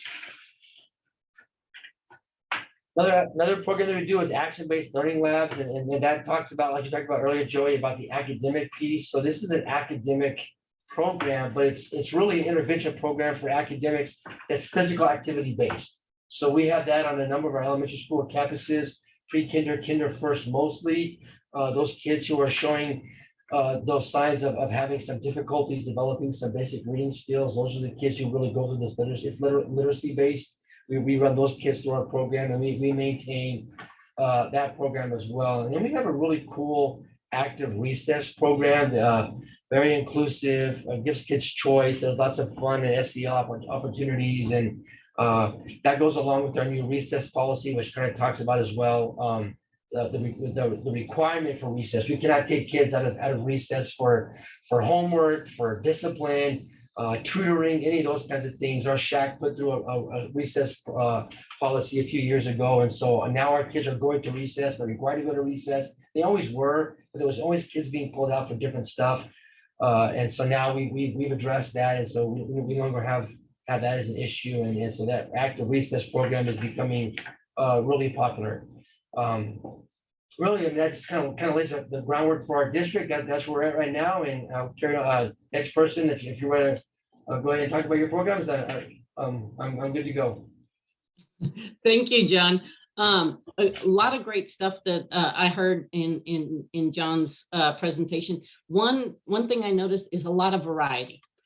So we talked at some of the takeaways from yesterday. We're meeting people where they are. We have to do that with our students as well. So offering a wide variety, because PE, health, wellness is not a one size fit all. We are not going to have 100% athletes in our communities, and nor should we. But there is something that everybody can do to be physically active for a lifetime. So offering those rich opportunities and those varied opportunities, I think, is so critical. One other thing I latched onto when John was talking was 45 minutes every day of PE. How awesome is that? 60 minutes is the goal, and we're getting 45 minutes of that, at least in our elementaries out in El Paso. So again, really, really great opportunities to, again, prioritize health and wellness. I'm glad you said that. Let me point out one more thing. So we had the 45 minutes of daily PE, but our recess is 20 minutes as well. So with those two combined daily for elementary, we're getting our 60 minutes. That's awesome. That's tremendous. And the other thing about that is when we talk about making physical activity and physical education a priority, having those policies, like John mentioned, in place where it prohibits pulling kids out and removing them from those opportunities to be healthy and to be active, that is a key indicator of, hey, you're putting your money where your mouth is, and you're really prioritizing that because we're making sure our kids are going to be getting that activity. All right, next, I want to turn it over to Coach Caver, who is in the trenches day in and day out doing this work. And Jackie, take it away. Well, thank you very much for your introduction, Joey. I'm so glad to be part of this panel and to share my story with you. As Joey said, my name is Jackie Caver, and I have been a physical education and health specialist at Turner Elementary in Pasadena since 2011. I earned my bachelor's degree of arts at the University of Clear Lake in Houston, and I'm certified to teach early childhood generalist through 6th grade, and I'm also certified as a physical education teacher for kindergarten through 12th grade. Like I said, I teach at Turner Elementary, and we are one of 37 elementary schools in Pasadena ISD. I would like to share my story with you because that's where my motivation comes from, and that's where my inspiration comes from. My journey in physical education began after raising my 5 boys. I was very fortunate to be an at-home mom for 15 years. I began subbing at Turner Elementary when my youngest started kindergarten, and he's now 23. I thought of becoming a classroom teacher, so I was subbing in the classroom. On the first day of my youngest son's 1st grade class, the principal called me. The PE aide had decided that she needed to quit her job, and he asked me if I wanted the PE aide position. Now, this is going to give you guys a chuckle because I had absolutely no idea what PE was about. I grew up in Europe, and we didn't have PE in Europe. It was all about academics. I showed up for my first day of PE in slacks, a button-down shirt, and dress shoes. Little did I know that the PE world would completely pull me in and consume my life. I absolutely fell in love with it. The PE teacher at the time was a phenomenal master teacher of 25 years. She was a true inspiration to me. She ran a very, very tight ship, but she was caring, loving, and oh my gosh, she was so patient. I fell in love with her program, and I jumped in with both feet. I went back and started my remedial classes since I hadn't been in college, and I went to college in Europe. So I had a lot of work ahead of me. but I took full classes and finished my degree in 3.5 years. She retired so that I could have the position at this school, which was just amazing to me. So I'm still at the school that I originally started at. Her and I, we still collaborate, we still celebrate our successes, and she is to this day still my mentor. So my journey began in 2012. 2011. I absolutely love my job and I take it very, very seriously. I know that I have the power to shape the minds and bodies of all of my 600 students. That's a huge responsibility, but I also know that I have the power to shape their families as well. That has been, I believe, my biggest accomplishment, because I have included families in everything that I do. When I teach a health lesson, I share that information with my parents through Remind and my Facebook page, so that when their child comes home from school and tells them what they've learned, or the parent has seen a video or pictures of that activity, they can actually have a conversation with that child about what it is that they learned. If we've learned about the 5 food groups, the parents already know about the activity and they can have that conversation with their students. And so it becomes a learning moment at home, not just in the school. I plan a lot of events that invite my families. And here I'd like to give you guys just a breakdown of some of the things that I have made possible at my school since becoming the PE teacher, and every one of them involves families. First of all, we had PE every other day for 50 minutes when I started here, and we have changed that. I got music on board, and now the kids come to PE every day for 30 minutes. And recess has become mandatory thanks to my administrators who have listened to my begging and pleading. So every child comes to PE 30 minutes every day, and then they have mandatory recess for 20 minutes every day. So we're at 50 minutes now. I'm going to try and push recess to 25 minutes next year and maybe 30 minutes after that. So we'll reach that 60-minute mark, but baby steps right now. For the last 10 years, I have ran a Monday Mall Meet. The parents come with their child to our outdoor track, and they get to run, walk, jog with their child for an hour. It's from 6 to 7 on the first Monday of every month. And at the end of the year, I give a trophy to the family that has the most Monday Mall Meet miles. I also give trophies to my 3rd grader with the most miles, my 4th grader, 2nd grader, 1st grader, kindergartner, but we make it a big deal for that family that has the most Monday Mall Meet miles, and the parents live for it. And if it's ever raining or thundering, they know that it's the following Monday, and they put this on their calendar. We typically have between 75 to 125 show up every Monday Mall Meet. So that was, I think, a huge accomplishment on my part. We invite parents to bring a parent to PE week. And every grade level participates. Parents come in and do PE with their child. They are not allowed to sit at the wall and watch. They have to do everything their child does. So they go to their fitness spot and they exercise. They go to their jogging spot and they jog. They go to their group spot where they learn about health tips, and they do everything. And I have to tell you, since I've been inviting parents to bring a parent to PE week, I've not had problems with shoes, because the parents know that when they're not wearing tennis shoes, they're struggling. So if you are a school that has problems with kids not wearing the right shoes, start having bring a parent to PE week, and they'll learn very quickly how busy you are and how physical you are, that those kids need to wear the right shoes.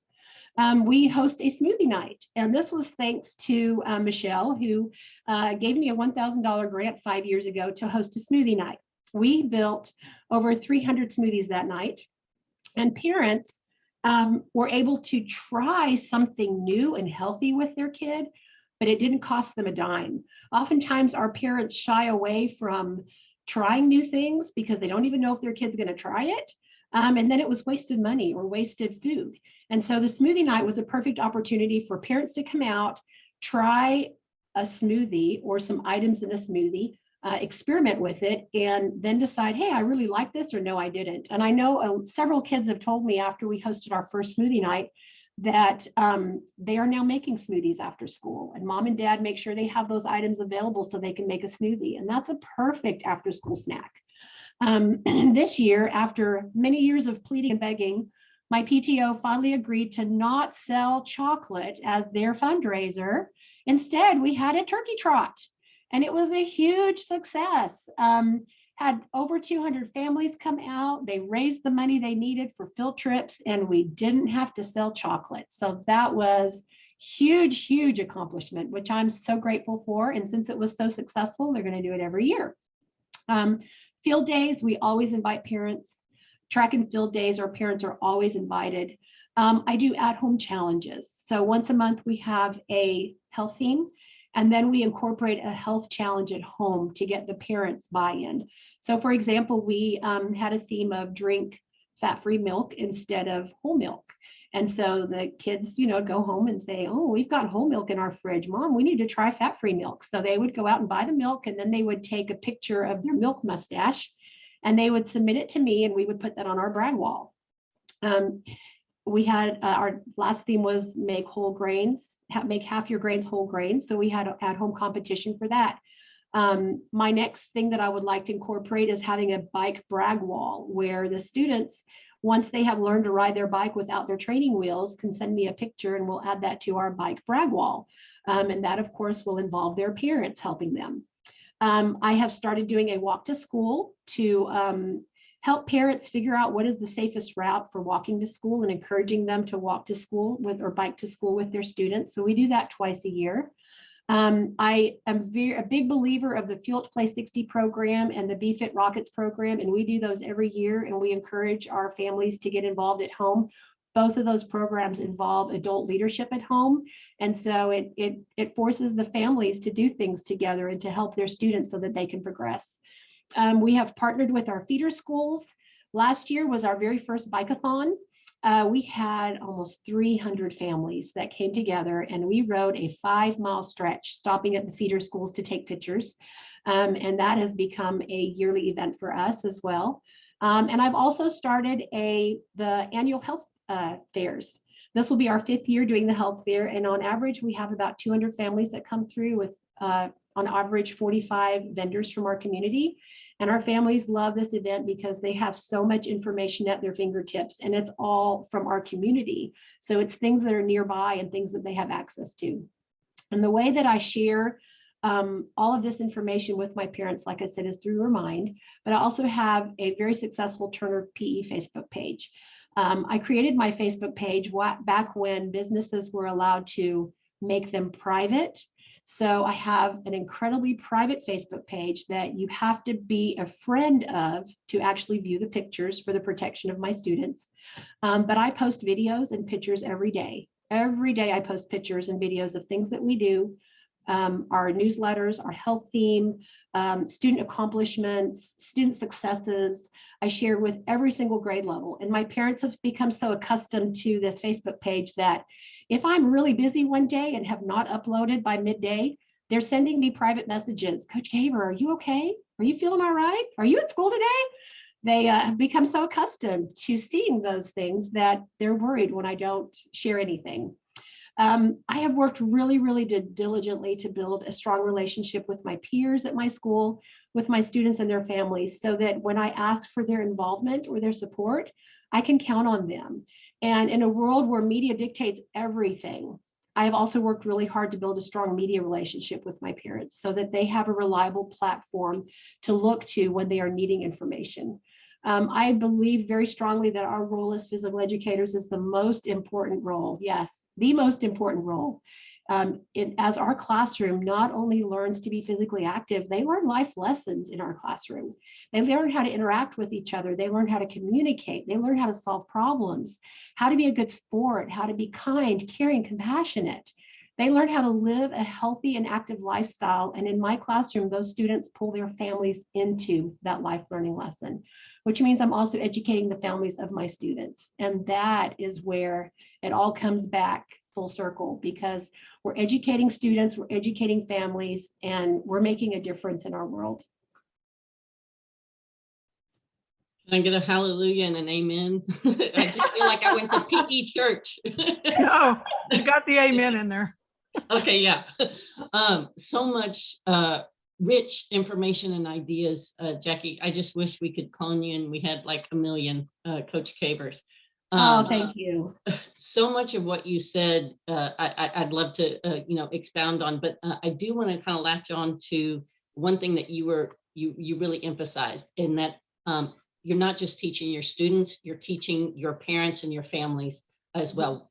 In physical education, in education in general, we have a wonderful opportunity not only to teach and influence the kids that we're working with, but their families as well. So many family and community activities or ways to involve them. And if we think about making health and physical activity priorities, what better way than to influence their social support, their family support? And who is the biggest social support in kids' lives? It's their parents and their families. So if they are involved in these activities as a family, absolutely that's going to have traction and continue them doing those habits. Awesome stuff. All right, so next I'm going to turn it over to Pete Silvius from Seguin to tell us a little bit about his efforts and what's going on in Seguin. Well, thanks so much, Joey. It's always fun to be with you and John and Jackie. And man, did I get a heavy lift after Jackie, right? I don't know that I can say anything that's worth listening to, but I think that Jackie and John both shared things that I would have touched on too. And so I want to highlight a couple of things that are maybe more specific to Seguin ISD. So Seguin is positioned just about 30 miles east of San Antonio and about 60 miles south of Austin. We're about 7,000 students, and we have all of the demographics that would mirror many of the communities around Texas. So we have about 70% economically disadvantaged students, and we have all of the problems of the big city, but we also have the ability to be super agile. So things can happen in Seguin and we can change the world on a dime, and that makes things really fascinating. One of the things that resonated with me that Jackie said was also what Joey highlighted on the importance of you're not just teaching the child, you're teaching the community. And it makes me think of a mentor of mine about 20 years ago told me, Pete, you've got to run the school through the gym. And what that meant to me, and it's evolved over the years, what that meant to me is that my responsibility as a PE teacher is not just for those 45 minutes of PE class. My responsibility is to shape that school. So that means that I need to be the health and wellness champion for that campus. I need to be a resource to all of those teachers, and I need to be a resource to all of those parents. Then you fast forward and put that into context of what does that look like as a district administrator? Well, that means that we have to shape the direction of our school district around those same tenets. I think we've done a pretty good job of doing that in Seguin. And there's a lot that's happening in Seguin that I'm really proud of over the years. I want to highlight a couple of things. One is that we have partnered with TCU to implement the LINK project in Seguin ISD. And so we're about 6 years into that, where all of our K-5 students have 4 recesses a day. They're not in a desk for longer than an hour without an outdoor unstructured recess break. And that is a result of years of us putting efforts into outdoor education and the importance of nature and play on learning. So a passion of mine, and most of this passion came from a mentor that some of you might remember the name of, Irma Lewis. She was a past president of Tayford, and a dear friend of mine, but she taught me just how important it was that we take kids out in nature and how important it is that we figure out how to make nature a part of the educational experience. And so LINK fit perfectly into that. When you think about us setting the foundation for nature-based learning in the elementary school, and then we expand it as the kids go into upper grades, it was 5th graders for the past 10 years. We've taken for a 3-day, 2-night trip that focused on healthy outdoor recreation and social emotional learning. And this year we're transitioning that into the 6th grade. And that's really coming on the heels of the pandemic, because we've realized instead of a capstone for elementary school, what we really need to be doing is we need to create a transition opportunity into middle school. And so now we've moved the program into 6th grade. We're going to be taking them this spring just because that's how scheduling worked for us this year. But from starting in the fall next year and going forward, that will move to the fall.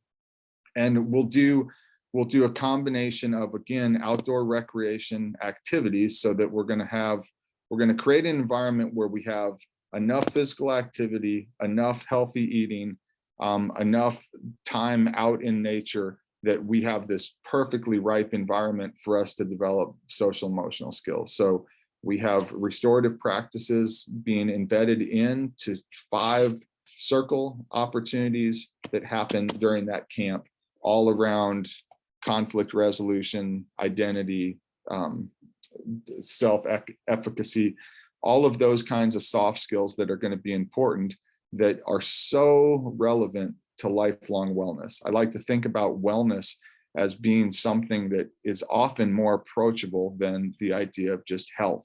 When I talk about health to people, often people are like, well, that's not for me. I don't fit into that. And that might be chronic illness. It might be obesity, whatever it is, but wellness sometimes is more approachable. So when we think about what does holistic wellness look like? Well, it's healthy mind, healthy body, and creating an opportunity for us to celebrate all those things. So that 6th grade camp provides us that. We also then take that to another level with an 8th grade to high school transition program that we're going to expand out this year.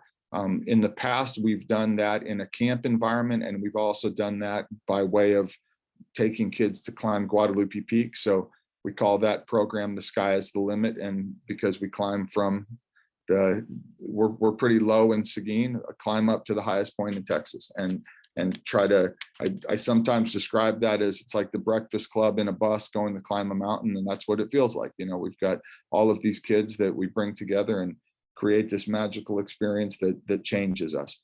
And so that's another way that we integrate nature into our education system. And all of this, again, is an extension from those conversations of how do you run the school through the gym?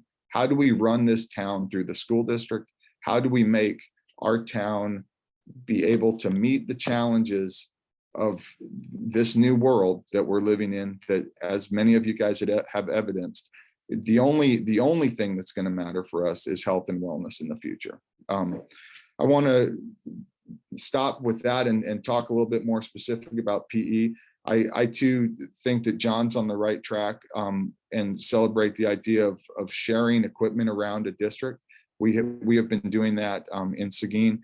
One of the things that I get the most excited about, and if I can figure out some time to do this in the presentation today, I'll share just a quick little 20-second video I took yesterday of our kindergartners learning how to ride a bike. So we have 60 little bikes, little striders, and our goal is that every kid in Seguin will learn how to ride a 2-wheel bike. And so and it's working, you know. So we've got it's pretty, if your day is off to a pretty tough start, all you need to do is go watch 50 kindergartners ride around. It looks like a little circus, and that it makes your day much, much better. We also rotate skateboards around. We do that with many other things that tap into kind of these passion projects that our teachers have, that I have, that give us a connection to the kids in the town and promote lifelong wellness. So I'm going to stop talking there, but look forward to more conversations as we go. Awesome stuff, Pete, and you followed Jackie perfectly well. I love the notion of running the school, running the district and the community through the gym. The only little tweak I'll say you need to figure out is, since you do so much outdoor education, it's not just through the gym, it's through, but that outdoor education just resonated with me, just because just getting out in nature, just by virtue of being outside, you're more mobile. So you're already going to get some passive physical activity. So I'd like to hear a little bit more about the LINK project. In fact, Mario even asked, do you have any academic data linking the LINK project? Because the idea of no more than an hour or so of sitting before kids get active is huge. That is so powerful. if you've heard the quote, play is the work of children, this is like actually operationalizing that and putting it into action. Yeah, so we do. We are tracking academic outcomes along with nurse visits, along with BMI, all of those kind of measures we're tracking. And here's what I'll say. We have not fallen off. Through this pandemic, things have gotten weird. It's really hard for us to track academic data. I wish that I could point to one of our intervention schools with Link and say, look at the gains that we've made over one of these control schools. And we can point that out in some situations.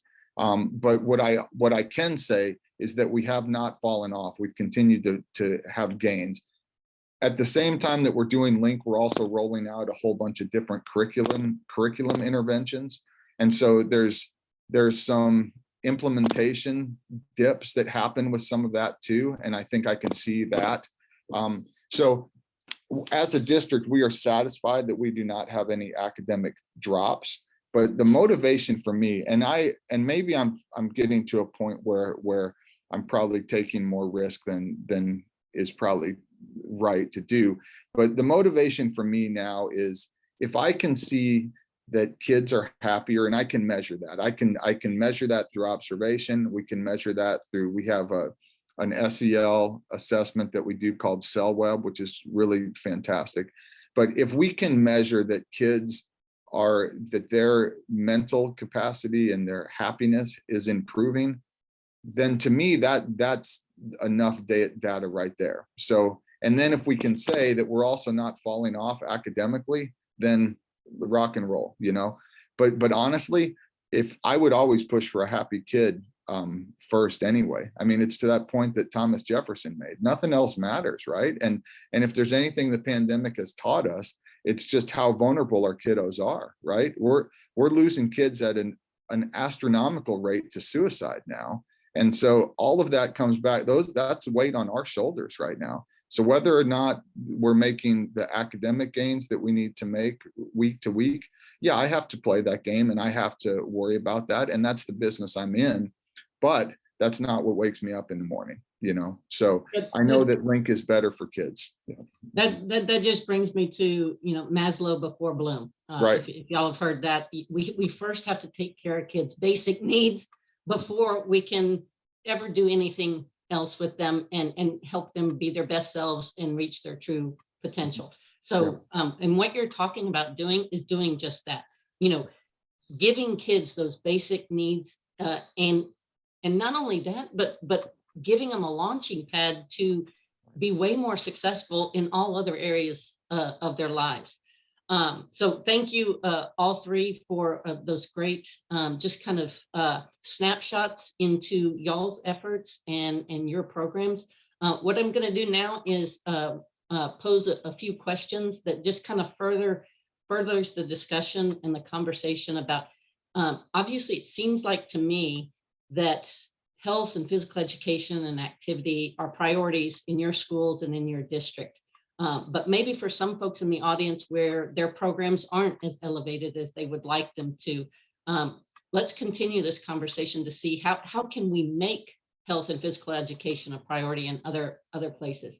One of the questions, since Pete, you were just talking about the effects of the pandemic, we have heard so much about the learning loss as a result of the pandemic, but I'd like to talk about what you were mentioning in terms of the mental health and the health and wellness loss. We have seen physical fitness and health loss as well. So again, getting at those basic needs and the health and safety of our kids.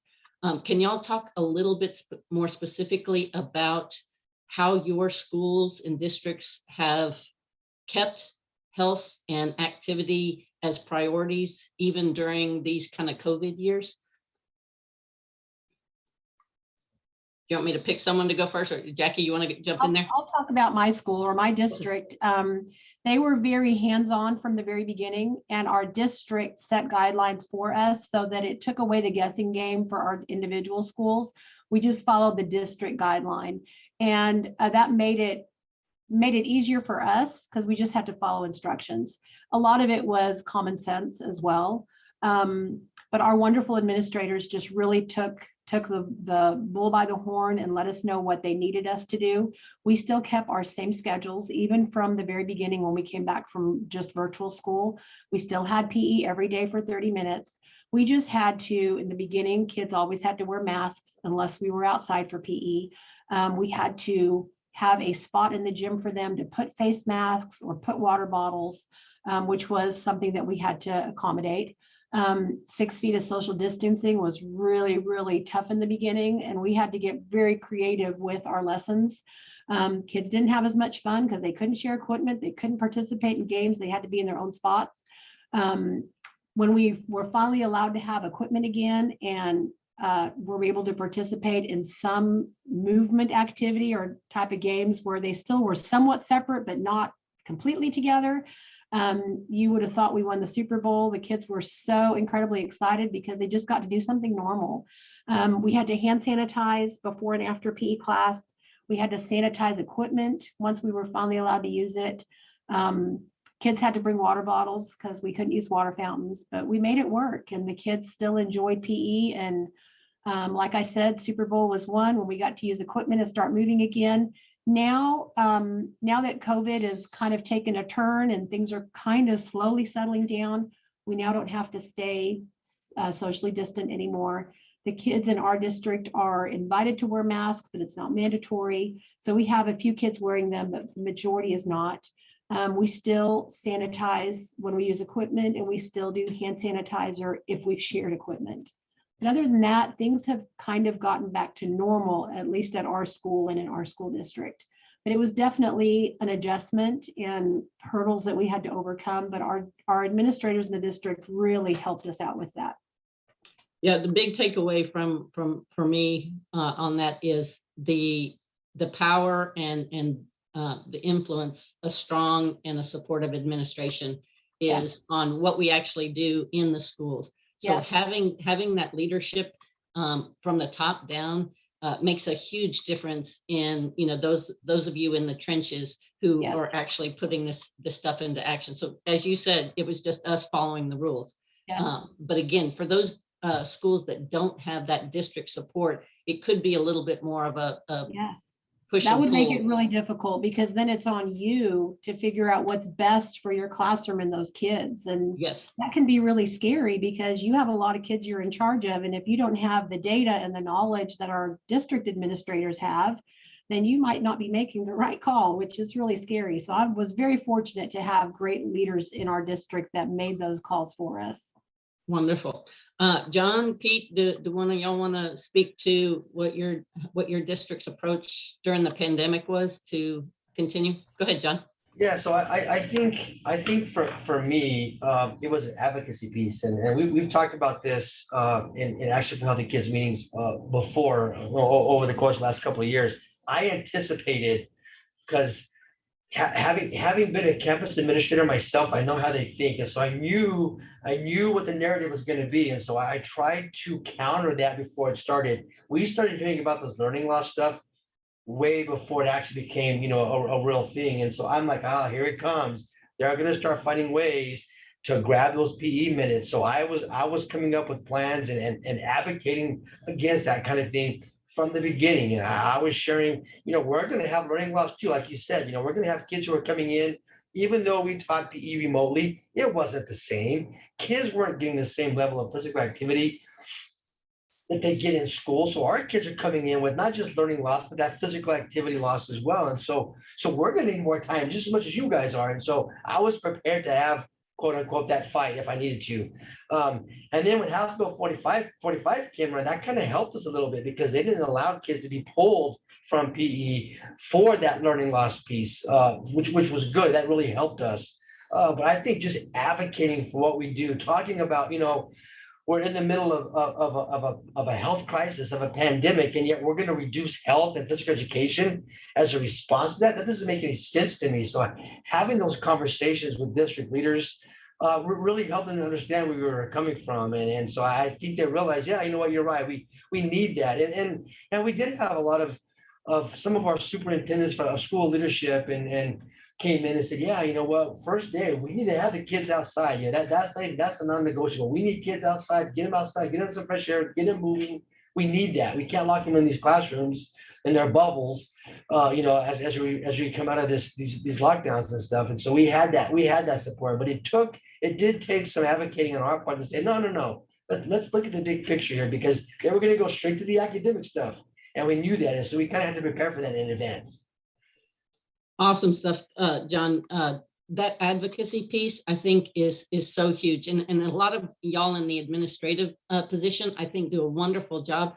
One thing I personally would like to see is more of our, coaches like Jackie, having those Facebook pages, just making it more visible, kind of gets people on board. Once they can actually see what you are doing and the impact that it has on their kids, the more likely they are to be advocates for your program.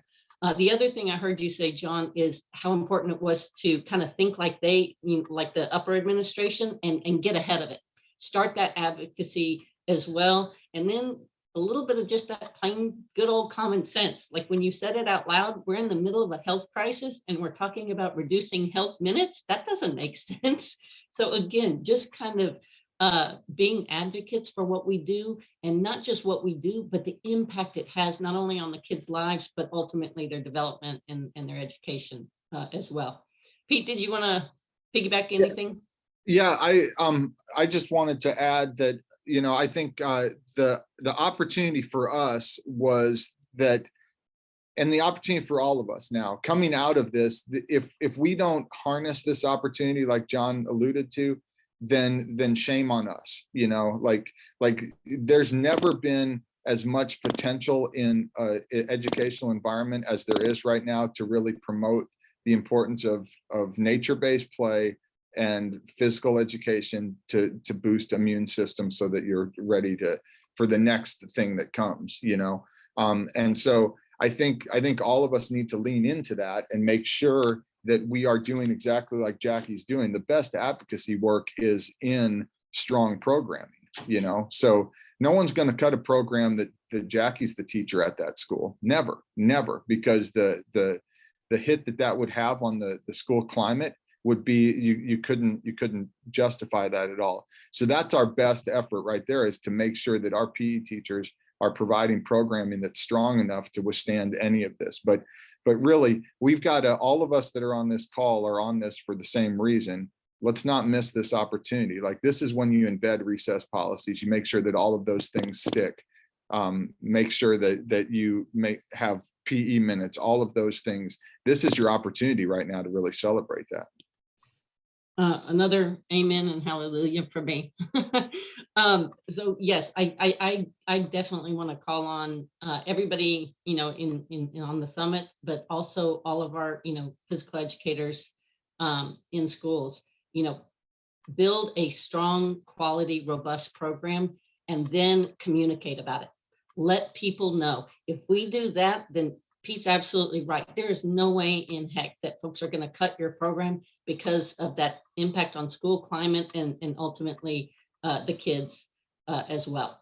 Joey, can I interrupt real quick and plug one more thought? So just this morning, I was updating our district improvement plan. So all of these things that are good that are happening right now, we also need to back them up and make sure that they're written in stone somewhere, because then that's a direct link to funding. And so I think, John, you know this already, and probably most of you on here do, but those of you that are kind of new to seeking funds from the district level and making some of this stuff solidified, you got to have it in writing in a district improvement plan. And it's pretty easy to do if you just go through the steps. Thank you for calling attention to that, because again, the title of this session is, keeping and making health and physical education priorities. One way to do that is, as Pete said, put it in writing. If it's in your wellness policy, if it's in those school improvement plans, it's going to get attention. It's going to get done, basically. John? Well, I was just going to say, adding to that, having a strong needs assessment to support that. Just because I want it's not enough. Data. You need that needs assessment to make that happen. Yep, that data is absolutely one of those difference makers for a lot of our decision makers as well. All All right, so one other thing, I know we're running up against time here, but one thing I did want to mention was ask each of you to talk a little bit about, and y'all all kind of spoke to it a little bit in your discussions, but how has your program supported and really kind of reinforced mental health and SEL? That the previous session talked about just as much as we have a learning loss, we have a mental health crisis amongst our kids and in our adult population as well. So can you talk a little bit about the role of health and physical education and building up and supporting and preparing kids with SEL competencies? John? Yeah, so let me start, because I'm going to give you a cop-out answer. Okay. We were doing SEL before SEL was a thing. We've always, yes. That's what we do. Okay. Another so, amen. Yep. So with that being said, like Pete said earlier, sometimes you got to play the game. So we do that. So we like I said, our active recess piece. There's a lot of SEL stuff embedded in that. The problem solving, when kids get into an argument, how do they resolve it? Rock, paper, scissors. They have the conversation circles that are developed where kids can go and kind of air out their differences and figure things out. So we are doing that, and we do participate in the districts, SEL minutes that are required throughout the district. So we do that. But I mean, I just want to say, what we do is SEL. But we do play the game a little bit, and I do see the value in that. Don't get me wrong. But yeah, so that's kind of how we're addressing it. Great. But the only thing I would like, kind of the caveat I would add to that is, yes, absolutely great. In PE teachers have been doing SEL since PE began. Yes, that is what SEL, I mean, it's all entangled and integrated in there. The only thing that, again, I would advocate for our physical educators to do is to be more intentional and purposeful with it. We have, so like we just do it in as a normal part of what we do in teaching physical education, but we need to call attention to it and we need to make it explicit. If we do that, not only for our students, but for our administrators as well, that connects all the dots. Yeah, sure. Jackie, go ahead. So we do teach SEL with everything we do, but you're right, Joey, we need to be more intentional. My kids in the gym know that if they have a conflict, that they can come to us. We will always make time to solve the conflict. We do give them tools, though, to try to solve them on their own, because otherwise I tell them I feel like I'm being pecked to death by chickens because he said this, she said this, he did this. So we give them the self-help tools first. They use their voices to try to solve it on their own. I teach them to use I statements. I don't like it when you blah, blah, blah. And then the other person needs to say, I'm sorry for blah, blah, blah, and I won't do it again. We teach them the words to use and the sentences to use when they have conflicts. We do have 3 conflict corners in our gym, and it tells you to use I sentences. And I'll send 2 kids that if they both have the same, they disagree on what happened, I'll send them to a conflict corner.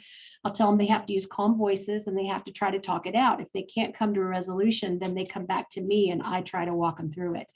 Usually 90% of the time, they find a solution on their own. One of them finally confesses, yeah, I did do that. Yeah, I'm sorry, I did that. And they're able to work through it themselves. We do a lot of teaching self-care at our school. We do a lot of role model and demonstrating. This is what it looks like when you act this way. This is what it looks like when you say those things.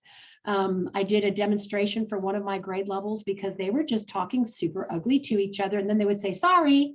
And then they would say something else ugly. So I took a piece of paper and I had a student tell me something ugly and I would crumble it every time I heard something ugly.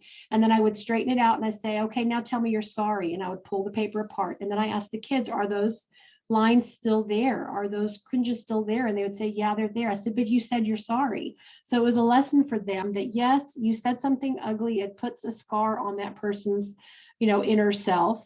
But when you say sorry, it lets them know you're sorry, but that scar is still there. It never really completely gets ironed out. And so demonstrating lessons like that for our kids, I feel like we are, taking ownership of that program and trying to help those kids understand and become better citizens and, better advocates for themselves. And it helps them to communicate as adults. You can't just go and throw a fit when something doesn't go your way. I'll ask kids, if a cop pulls you over for speeding and you throw a fit with that cop, what's that cop going to do to you? Probably throw me in jail. Yeah, you can't behave that way. We use life lessons in everything that we teach. So yes, being purposeful, we definitely need to do that. We need to bring it home for our kids so that they can actually relate to it and then realize, yeah, that really is wrong. That's love the lesson that you demonstrated. Again, making it visual, and again, being explicit with what that means and what that kind of looks like or feels like, I think is so critical for them to actually learn and kind of be reinforced and connect that learning to those SEL competencies. The other thing I heard you say is about role modeling. Again, the adults in the school environment have such a wonderful opportunity to teach kids just by how they act and what they are modeling, as opposed to just what they're kind of teaching them in their lessons. So, hey, I just got really frustrated. I need to just take a minute and I need to breathe. So actually role modeling some of those, things that happen in life or, in their daily life that, hey, this is how I deal with it, or this is, a constructive way to deal with those sorts of things. Yeah. Pete, did you want to add any closing? Sure. I think all of those points that were just made are exactly right on. I would add to it, and Joey, you started us out today with a mindfulness activity that was focused on us really reflecting on what our body is telling us. And I think that PE teachers have done this for forever, but we need to be more explicit now than we ever have. So the way that we mitigate some of the stressful inputs that are coming in our life, like our phones, like we know that increases stress hormone, that it's target focused, and that takes us away from a good place. We know that physical activity will take us back to a more normalized physiological state. So what we've got is the opportunity through nature, through physical activity, to help kids to start to put those connections on. This is what my body feels on exercise. This is what my body feels on Candy Crush, so that we can start to separate out those things, because that becomes then lifelong wellness. And it's going to mitigate some pretty significant mental health crisis down the line.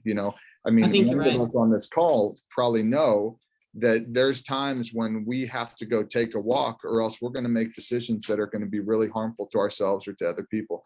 Our kids don't necessarily know that. And what they have been reinforced as relaxation is actually taking them to a more stressful environment than less. And so we've got to be explicit about showing that. And things like mindfulness to start a meeting. We've started to do that with our principal meetings, where we'll start with a mindfulness session beforehand. But those kinds of things then start to give voice to some of that. Awesome stuff, y'all. I know we're right at the end of our time. If anybody has any questions, please put them in the chat and we'll pose them to our panelists. I personally could keep talking about this and with these three individuals for the rest of the day. Such rich, valuable information. John, Jackie, and Pete, thank you so much for what you shared and for all the efforts that you continue to do in your schools and in your districts and communities. So we are going to take a break now. Before we actually break, however, what we are going to do is, again, practice what we preach, and I'm going to lead you in a very quick activity break. Michelle, if you can bring us all back to gallery view real quick. This is better. I'm going to invite everybody to turn on your cameras for this activity. We are going to we were talking about physical education and prioritizing health and physical education. So we are going to do an old school activity, and then we are going to modify it a little bit to kind of bring it more into more activity and more worthwhile. So if anybody is able to turn on those cameras, go ahead and do that now. And when I say go, kids, what I'd like everybody to do is stand up, push your chair in, or push your chair out of the way so you have a nice little big space bubble to be active in safely. Ready? Go. readjust your cameras as needed. All right, in this activity, everybody is going to be my partner. So it's going to be you versus the teacher, okay? And we are going to play that old school game of rock, paper, and scissors.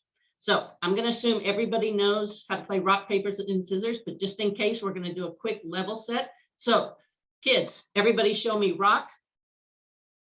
Perfect. Everybody show me paper. And everybody show me scissors.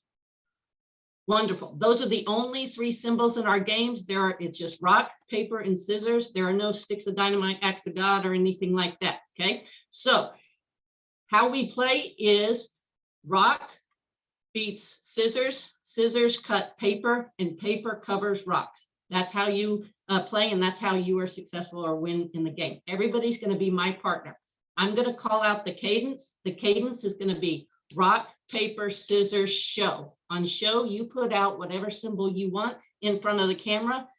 Now then, if your symbol beats my symbol, I want you to do your happy dance, whatever that looks like for you. Woohoo, you beat the teacher. Okay. If you and I tie and we put out the same symbol, I want you to do a couple of stretches and just hang out before we start the next round. Okay. If my symbol beats your symbol, you do 2 quick jumping jacks to get back in play in the next round. Thumbs up if you got it and understand.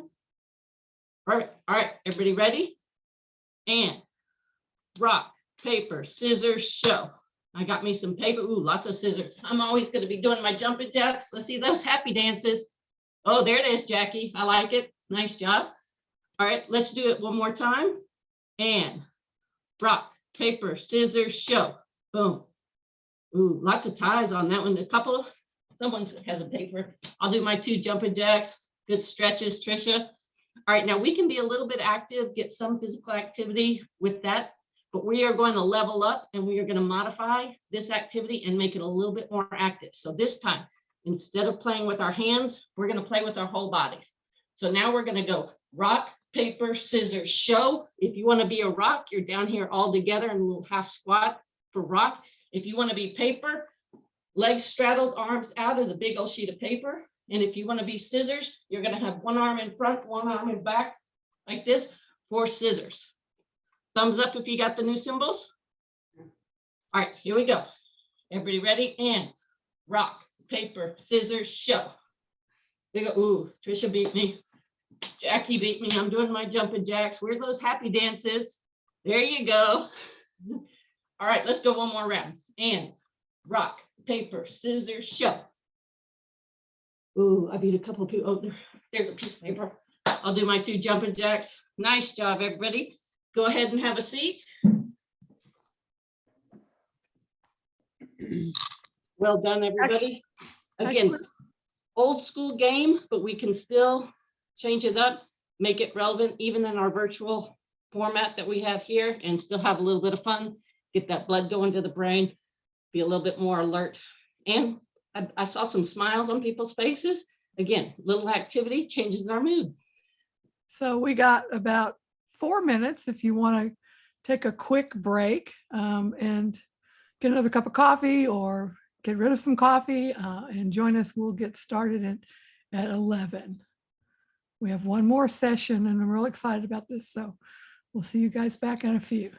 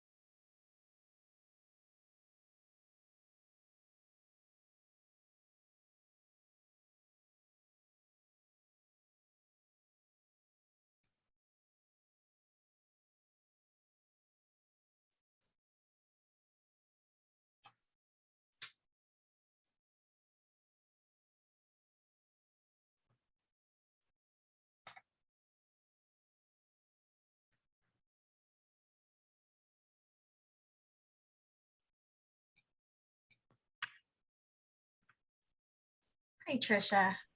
Hello. Okay, I see that we are just about on time here. I wanted to go ahead and just start asking everybody to get back in about 30 seconds or so. We'll go ahead and kick off, trying to stay on time.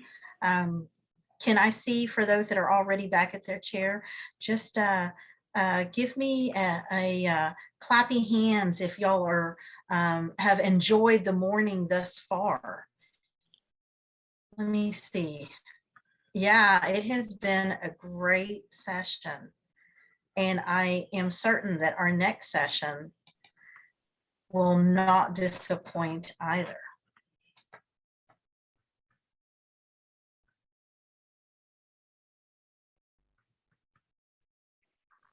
Okay, I see that we are right at 11. So Michelle, if you could move us to our, so again, just to remind everybody that might just be joining us, so we're going to hear from some of our youth voices first on their thoughts regarding nutrition and how nutrition departments are supporting kids' health right now. So let's hear some videos first.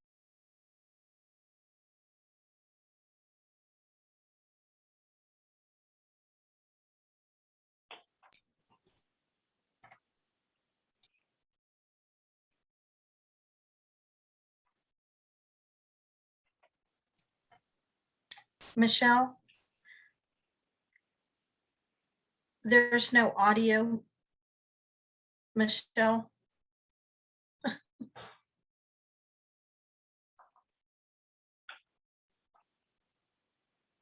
I think last, yeah, there we go. I mean, Sorry. Nutrition that helps create healthier options and provides underprivileged kids or children with food. In my community, the location set up that give out packaged meals to people in need. By doing this, my community works to decrease food insecurity. For some reason, my pointer is decided to go haywire and I couldn't get it to click. Sorry, guys. No, thank you, Michelle. Okay, so at this time, it's my pleasure to introduce Ms. Tricia Mauser, who will be moderating our next session on the evolving role of school nutrition. So Tricia, I'm going to turn it over to you. All right, great. Thank you, Alice. I have to say that every year when TALK hosts this summit, it's truly motivating. And this year is no different. In fact, probably more so than ever before, because we've realized the importance of health of the whole child. And we're truly bringing together champions for children. And I feel like we can together make a tremendous difference. I'm Tricia Mauser, and I've served on TALK steering committee for about 20 years. Most of that time as secretary, but I've also chaired it and held other capacities. I represent the Texas Association for Nutrition and Dietetics, as well as the Texas Association for School Nutrition. I'm retired as a child nutrition director. I worked for San Antonio School District, Midland School District. In fact, I realized today that this is my golden anniversary because in 1972, I began as a student assistant and then student supervisor and then substitute cook in my dormitory cafeteria at Tech. So student nutrition is in my blood. I want to begin with a little bit of information about the school nutrition program, because each year we provide information about what's new or coming up or challenges that we're facing. And I feel that there's a little bit of education needed because in many cases, school district staff or community are familiar that the federal government funds a lot of the school nutrition programs. However, they often don't realize that the school nutrition program is like a balancing act. It's balancing good nutrition based on dietary guidelines and running a business. The fact is that we have to generate revenue to pay for expenses. And since I've retired, I'm doing a lot of consulting, primarily financial management, but also operations and menus and other operational topics.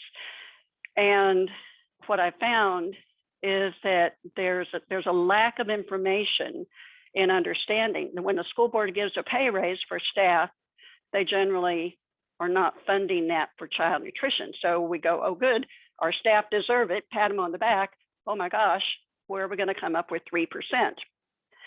So I want to recognize the fact that child nutrition programs are also hopefully self-funded in terms of balancing being nonprofit, but they in many cases do receive some subsidy from districts, particularly in Texas. And let me tell you what I'm saying there. Of about 1,200 school districts in Texas, about half of them have total enrollments of less than 500. Those of you that have a business background know the term, the economy of scale, which is basically the smaller the business, the more difficult it is to come out financially. The larger the volume, the more productive, the better they can come out financially.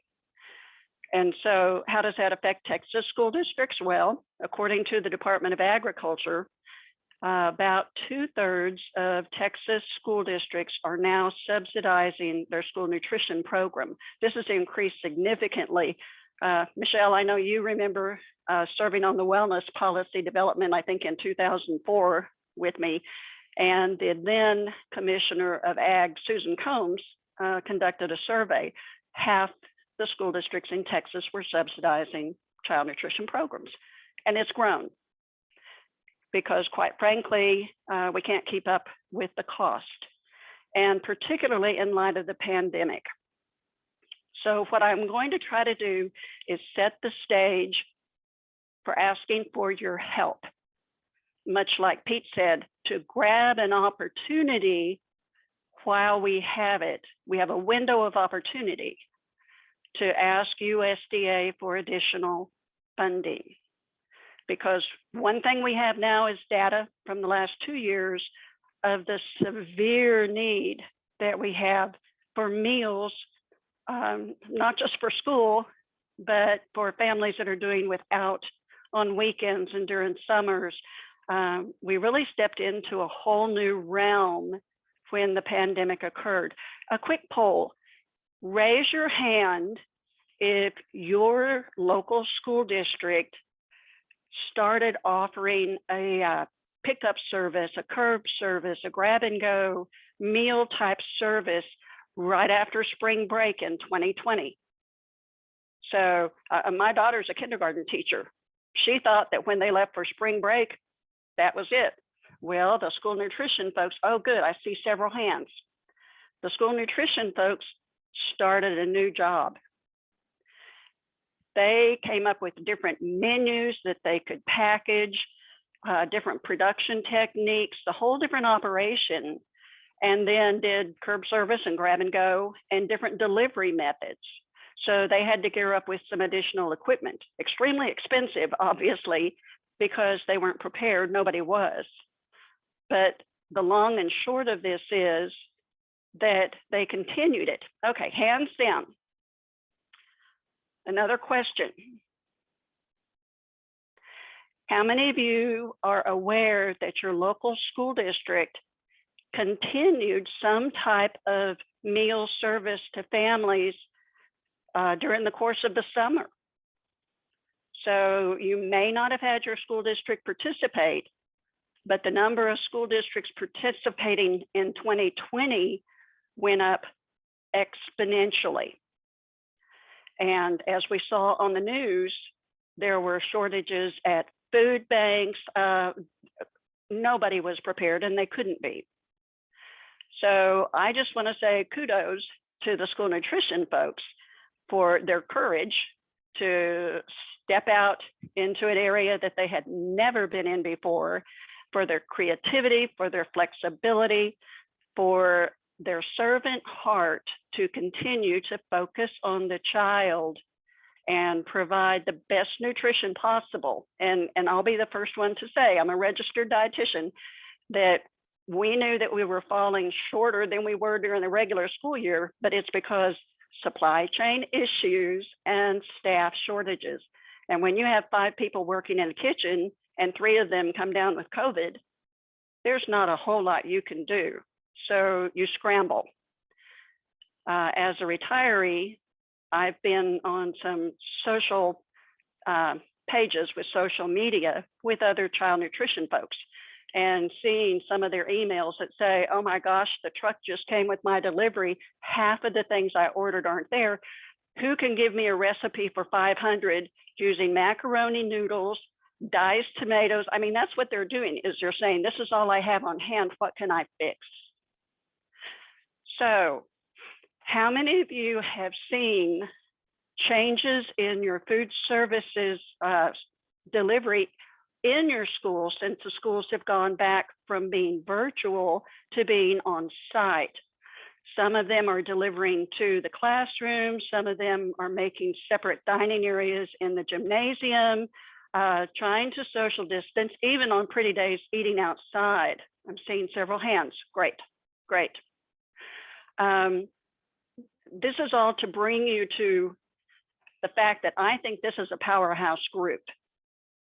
And having served on national and state legislative teams for organizations, I realized the effectiveness of communicating with your legislators.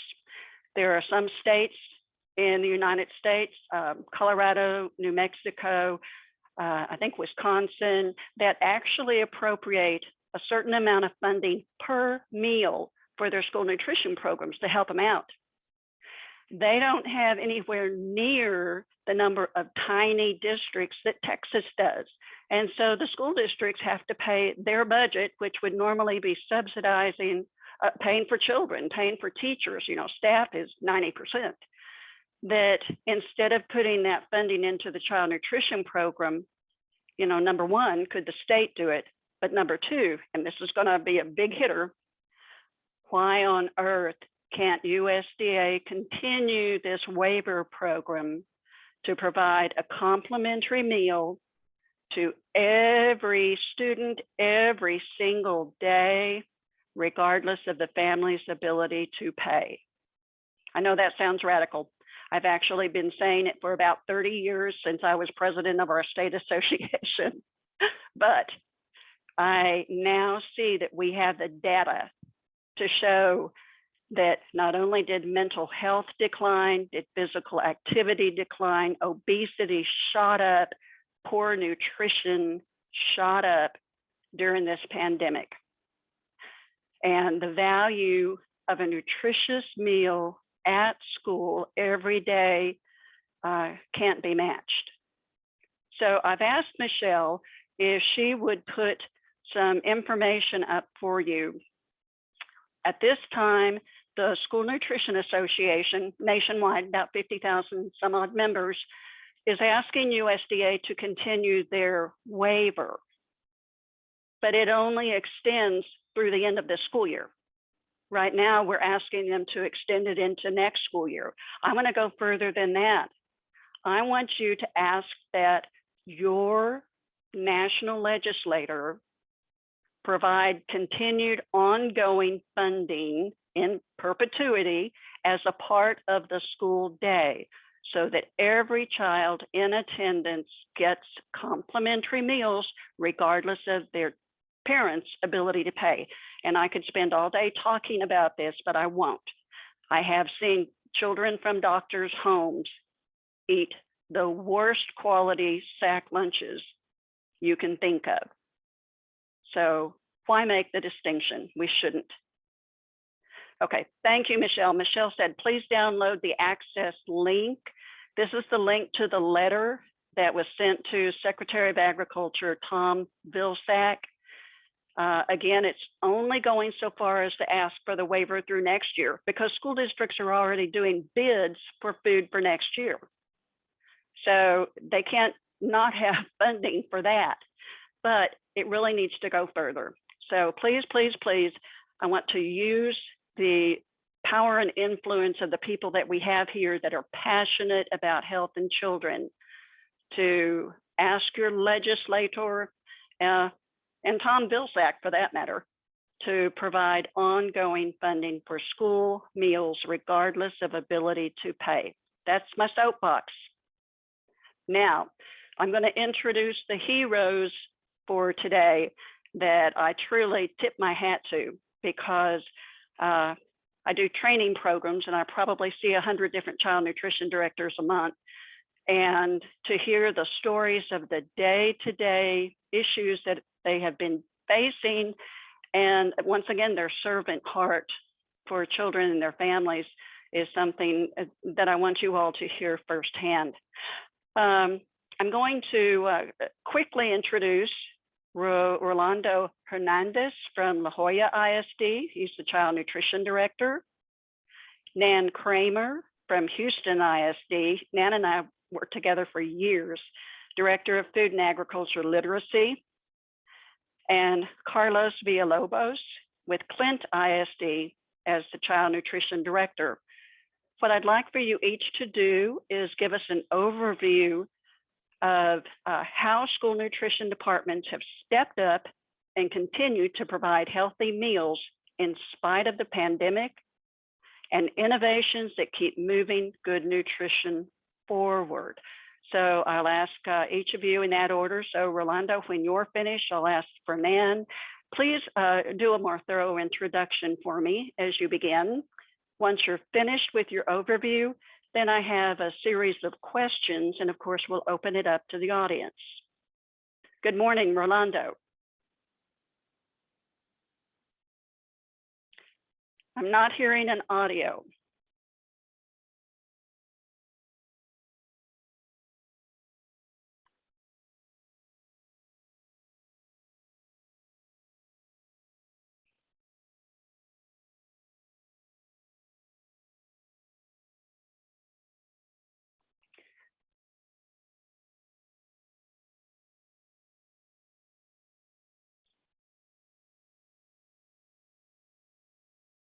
Alice, are you picking up an audio? Is this my computer? No, it's not just your computer. Okay, Oh, Rolando. Yeah.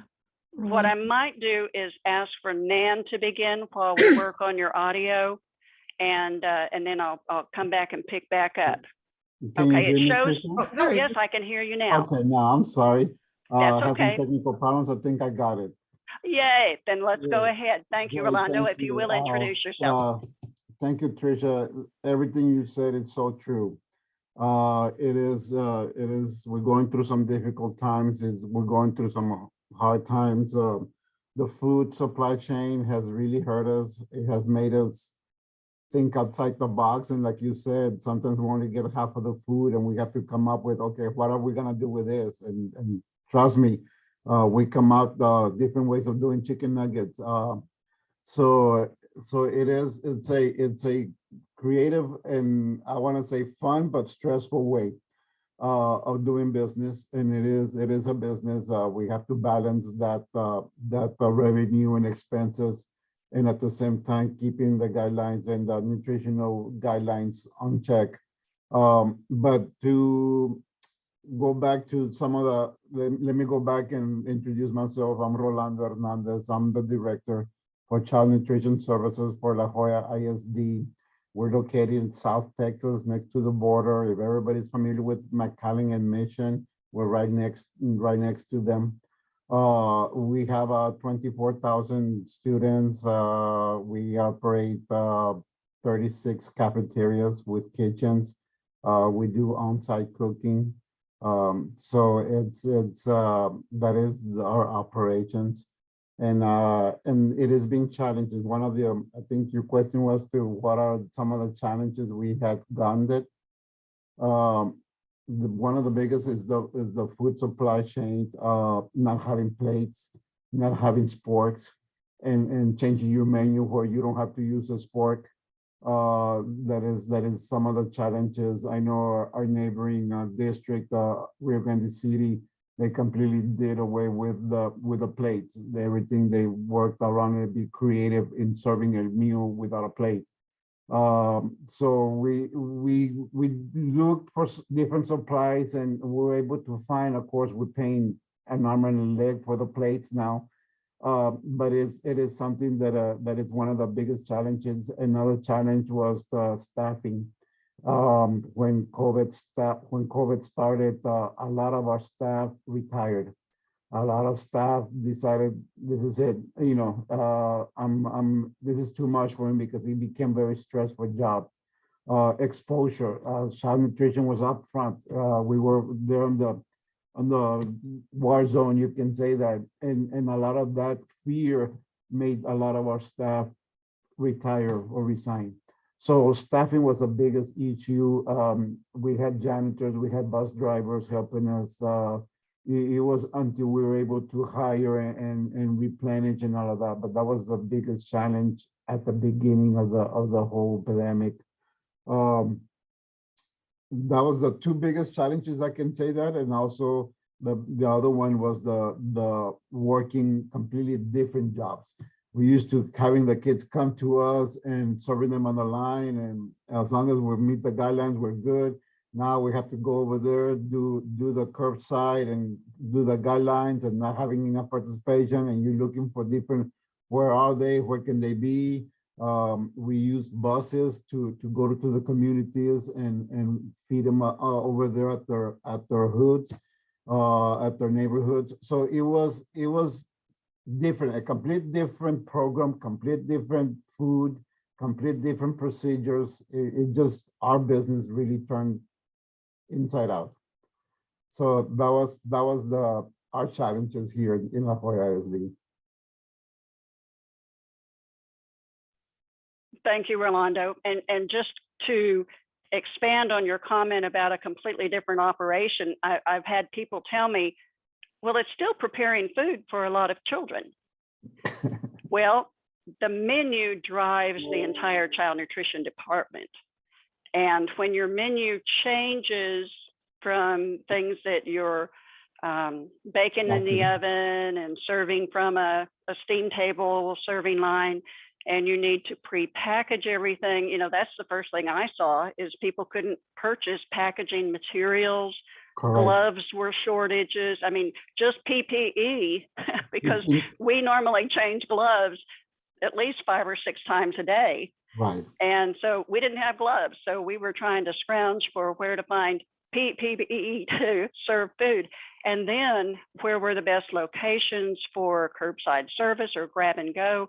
We had to have vehicles. We had to have heating boxes. We had to still maintain health department guide safety. Exactly. And that was one of our biggest challenge in the process, is maintaining the food safety. Refrigeration and warmers were like in high demand. We were fixing warmers that were there on the side because we needed them and we needed to fix them. And that was the fastest way to do it. They don't go through the procurement process of buying a warmer. It was, yes, that was. Yes, it was very, very expensive. And everybody just had to stop thinking about running a business. You can't think about money when it's almost like emergency feeding. You are trying to serve these children and take care of their nutritional needs, regardless of cost, regardless of, I know that the bus drivers pitched in, custodial folks pitched in. We had a number, everybody worked as a community, worked as a family to pitch in. And we had to, because we had no choice. We did whatever it took. So those are the types of things that I think are important for people to hear, because it wasn't doing the same old thing just during the summer or just during, but we were also pre-packaging for entire weeks. I was hearing from some directors that were packaging a week and weekend. at a time. So lots of different calculations and changes in methods. It was completely different. Yeah, the distribution method, the receiving and distribution and storage completely changed. Yes. Thank you so much, Rolando. We're going to come back with questions after the panel has had a chance to introduce and give an overview, but you did an excellent job. Thank you. Thank you, guys. Nan Kramer. Hi, dear Good morning. friend. Good Hi. morning. Good to be here. So I'm Nan Kramer. I'm the director of the Food and Agriculture Literacy Program. It's a fairly new program for HISD Nutrition Services. I started in this position in the fall of 2020. So that was right in the middle of the pandemic, the first year of the pandemic. I think my session kind of qualifies as innovation. Hopefully I can bring some positive spin, but I just wanted to say our district experienced all of the things that Rolando just talked about and are still experiencing them. So I think we're champions of innovation. We have gone through so much, but we have been so innovative and so strong. And I'm really amazed at everything that all the school nutrition departments have done for the last, or we're going on 3 years, 2 years right now. So my program, just to tell you a little bit about it, the program exists because of our head person, Betty Wiggins. Betty came from Detroit Public Schools, and at her district, she had a large farm. She called it Drew Farms. When she came here, she wanted to do something similar to the Drew Farms. And so she really had the vision of starting the Food and Agriculture Literacy Program. She wants students to understand that there's more to food than just eating it. So if you want to switch to the next slide. So the vision of our program is really to allow students to have more than a consumer relationship with food. Most school nutrition programs focus on preparing food and then serving nutritious foods to students, and we really wanted to take it a step further. We want to go beyond the tray by providing them with a more in-depth understanding of their foods. So our mission is to create an experiential learning program that inspires students to discover how the food gets from the seed to their plate or their tray. And then we want to have kids be literate in all aspects of food. So our program operates in schools as well as on our farm. So I'll talk about the farm a little bit later and give you kind of there. I've got a lot of photos and things to show you what's happening there and what our future development plan is. Okay, so next slide.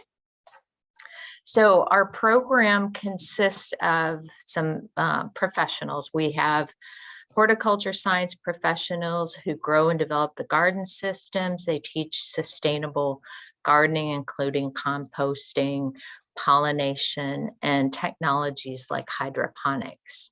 We have a dietitian on our staff who teaches nutrition, and we have a chef that shows how to prepare the garden produce. It's one thing to have the produce grown and then picked or harvested, but we want to make sure that kids understand how to prepare it so that it tastes good and they want to eat it. Okay, next slide. So we're working with about a dozen different schools very closely. We seem to be adding more schools all the time, but really in depth with about a dozen schools. We're assisting them with their campus gardens, and we're assisting them by installing some hydroponic growing systems. So those of you who aren't familiar with hydroponics, it's a system where the plants are, it's a kind of an indoor system where plants are fed with water that has nutrients in them. The great thing about hydroponic systems is you can control things like pests, you control climate, you don't have to worry about freezes, you don't have to worry about rain or wind, and the plants typically grow faster in a hydroponic system because they're receiving light around the clock. This is new technology, and you guys may be experiencing this in your own cities, but in Houston, we're having all kinds of hydroponic urban farms that are popping up where they're producing lettuces, greens, herbs. I'm seeing them in the grocery stores, and they're also serving a lot of the restaurants around town. So this is kind of a new, the future of food, and we want to have those kids experience that new technology. Okay, next slide. So our dietitian, Nathan Raska, he goes out to the schools to do classes, educational classes that really revolve around the produce that we're growing in either the school garden or at our farm. And just a point that the one thing that we're always cognizant of is including physical activity into our nutrition lessons. Typically, we're invited into the schools by the PE teachers. And so this is their PE time. We don't want them just sitting there listening for their 40-minute class or whatever. We want them up and active. So he always incorporates some different physical activities in his classes. And then in our schools that have gardens, we provide them with the Learn, Grow, Eat, Go curriculum, which is from Texas AgriLife Junior Master Gardener program. If you're not familiar with it, it is an awesome curriculum, and it covers math, science, nutrition, cooking, reading, language arts. So it's a real good broad curriculum that doesn't just focus on gardens, it focuses on all those topics. So next slide. So our chef, Brittany Jones, she goes out to the schools to teach culinary skills to the students, teaches them how to prepare fruits and vegetables. And a couple of her recipes that she's produced are things like a zucchini zoodle salad that kids really like. We'll do things like spinach quesadilla. So they get to taste the produce in its natural state, but then she incorporates it into recipes so they can really get a sense that these vegetables and fruits can be delicious. And then she and Nathan work in tandem on tastings, and they really encourage kids to taste with their 5 senses. Okay, next slide. I did want to say that during the pandemic, we're somewhat limited on either the number of invitations we've gotten from schools. Not all schools feel comfortable having us come out to the school. We have done some virtual lessons for students. So we've had to be adaptive in our program as well. But now I wanted to tell you a little bit about Macawa Farm. So the Macawa Farm is a 6-acre property that's owned by HISD. And the property was provided to, I guess you would say, nutrition services in, I think, in 2019. And the intention was to have us develop it into a farm, a market garden / farm educational area. And so it's in the southwest part of Houston.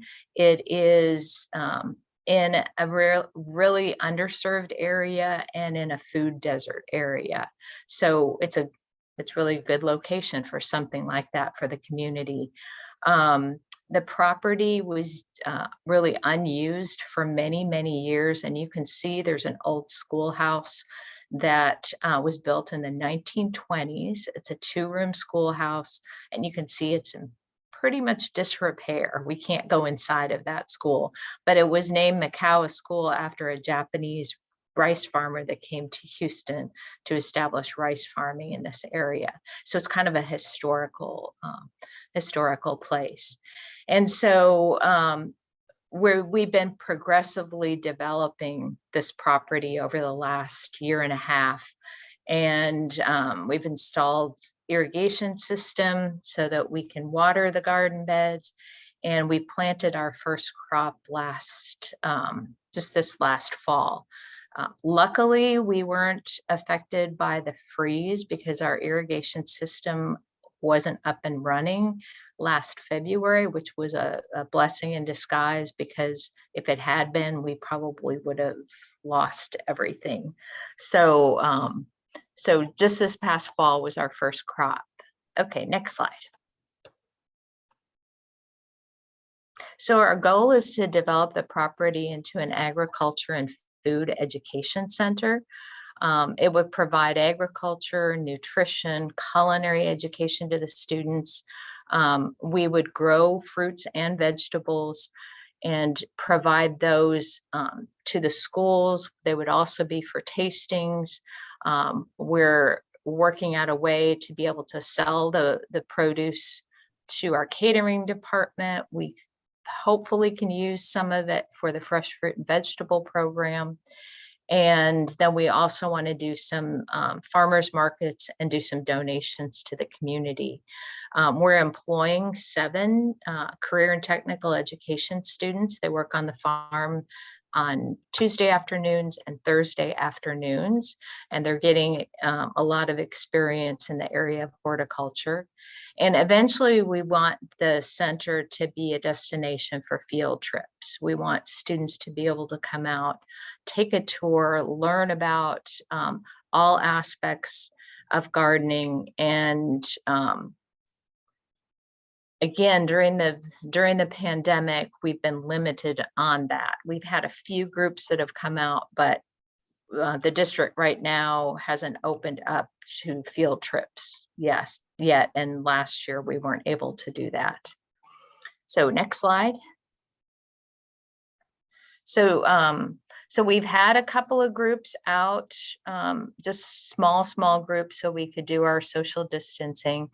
And you can see here some examples on the upper left-hand corner. We've got some students learning about bees. We had another high school student come out and talk to them about bees. We've had discussions with them on composting. The bottom left are some students that are getting ready to transplant some seedlings that we grew in our greenhouse. So they're going to be planting those into the garden beds. We have a pavilion, we have a shed, we have our hoop house, which is really a greenhouse. And then in the lower left-hand side, you can see that's our pop-up farmers market that we did at our administration building in December. So we brought a lot of our produce. We had collards, bok choy, kale, sweet potatoes. And then some of the schools that are doing the hydroponics, they packaged up some lettuce and we sold that at our administration building. And the idea was to generate some interest and some awareness about our program. Okay, so next slide. So you're probably wondering how we're funded. Big question. So the child nutrition program does pay for the staff that are working in this program, but so far all of the supplies and equipment have been purchased with donated funds. We've got some significant donations from Whole Kids Foundation, from Unilever and Capital One. We've also gotten some grants. The grants have allowed us to put in the hydroponic units into the schools, and those grants are Texas Department of Agriculture and Dow Chemical. In addition to that, we've had really great support from some volunteer organizations. The biggest one is the Mission Continues. If you're not familiar with it, it's a veterans organization. And what they do is they bring together a lot of other corporations to get donations for projects, as well as volunteers for projects. So we've had 2 events with them, 2 big events with them. They brought in organizations like United Healthcare, Sempra, Turner Construction, Boeing, I think Ben & Jerry's was another one. There were quite a few different organizations that came together, and they provided us with they built the pavilion, they built the hoop house. So it was a donation, plus they put it up for us. They came in and built a bunch of picnic tables for us. They built some work tables for us.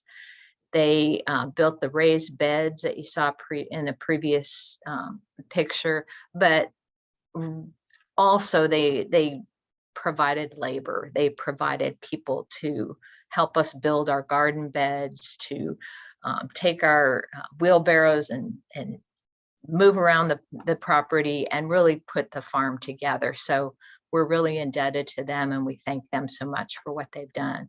In addition to that, we've gotten donations of seeds for some soil amendments. And then of course we get horticulture guidance from Texas A&M, AgriLife Extension, and another organization called Organic Horticulture Benefits Alliance, or OBA. So we've had a lot of community support, a lot of corporate support, and hopefully that will continue. So next slide, and this is my last slide. Okay, so this is a diagram of what we hope, and I shouldn't say that, what the Agriculture Center will look like. So you can see a couple different things on here. We will have a classroom building. We'll have a pavilion for events, or a covered area where we can do farmers markets.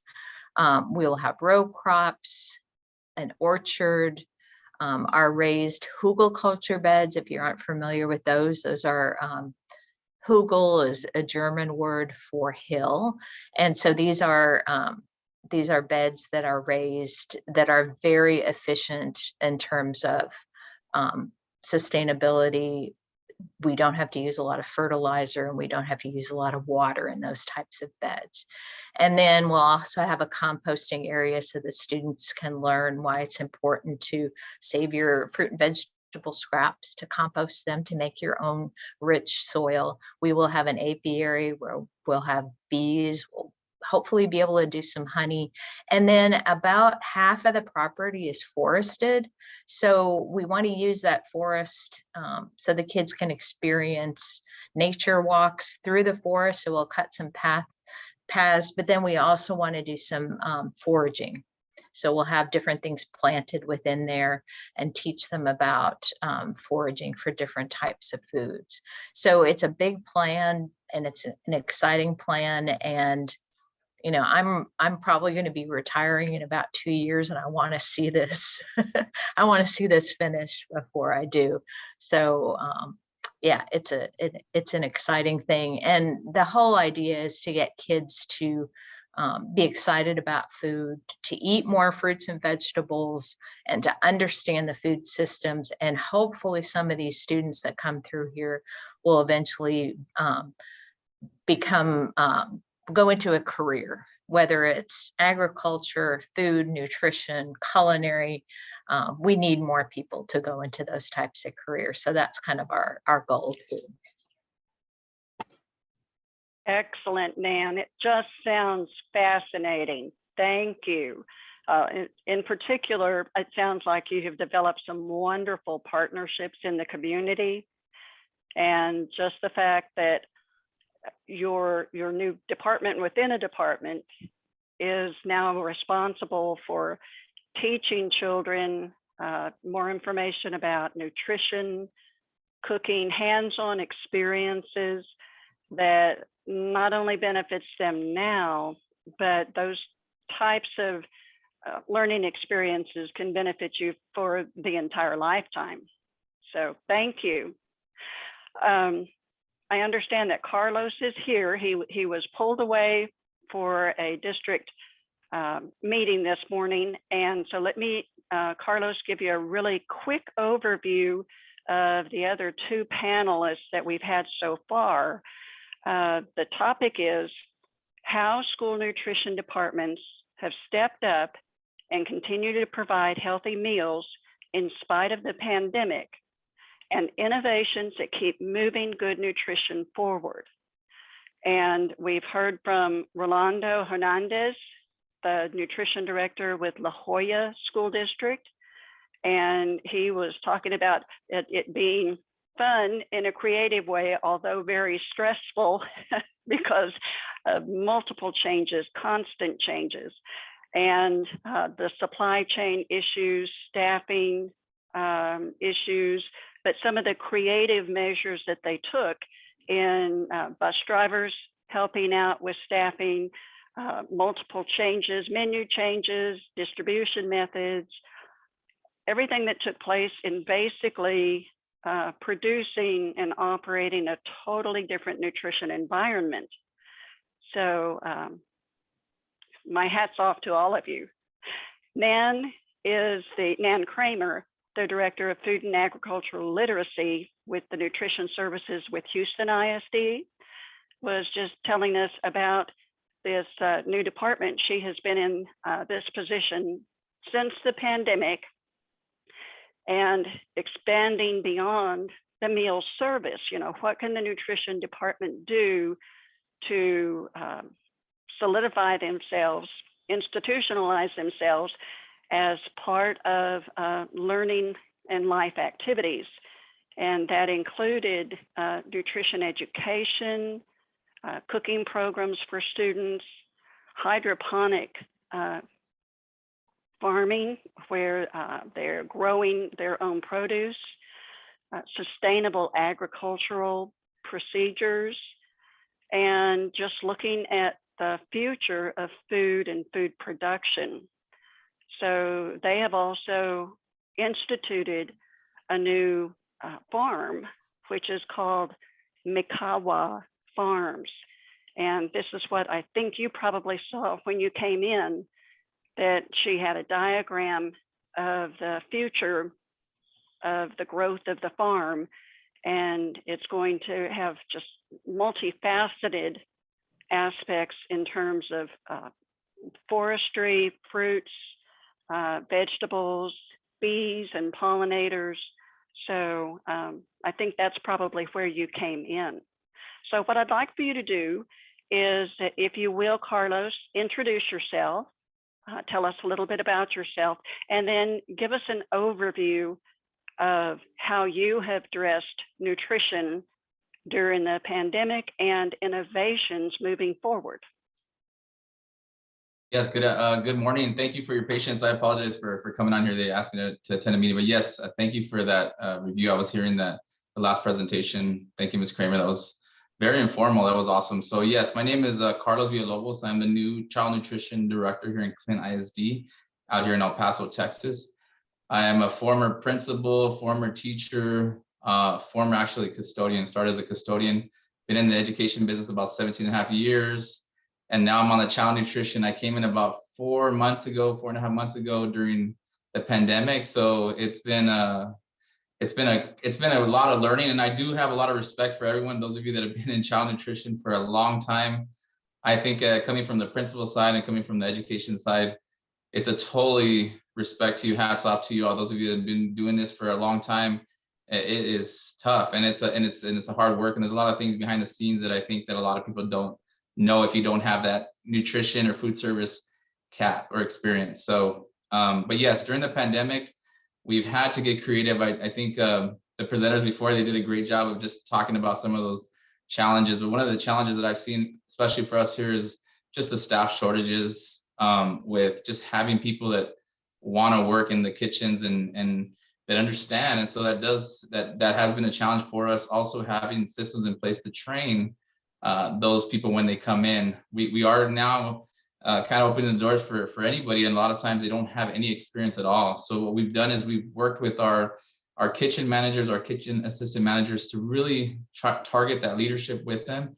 And then also we do have a district chef. I don't know if you all have a district chef, but we have a district chef that's actually going into the kitchens to provide like model cooking for them, because we were noticing that we had 1 or 2 good cooks there in the kitchen, and if someone got sick or if someone was not available, then we'd be in trouble. And so we're having to really, I don't know if, and hopefully I'm pretty sure some of you have more cooks in the kitchen, but we just really, I talked to our district leadership and talked to our district chef and said, I'm going to need you in there. And then when he can't get out to the campus, what we're doing is we're also having him record if there's a recipe or a meal that we have some managers or teams that are reaching out to us and say, hey, I've never seen this before. I've never done this before. And so don't worry, technology is a great tool, just like we're seeing this morning, and we can all be on this.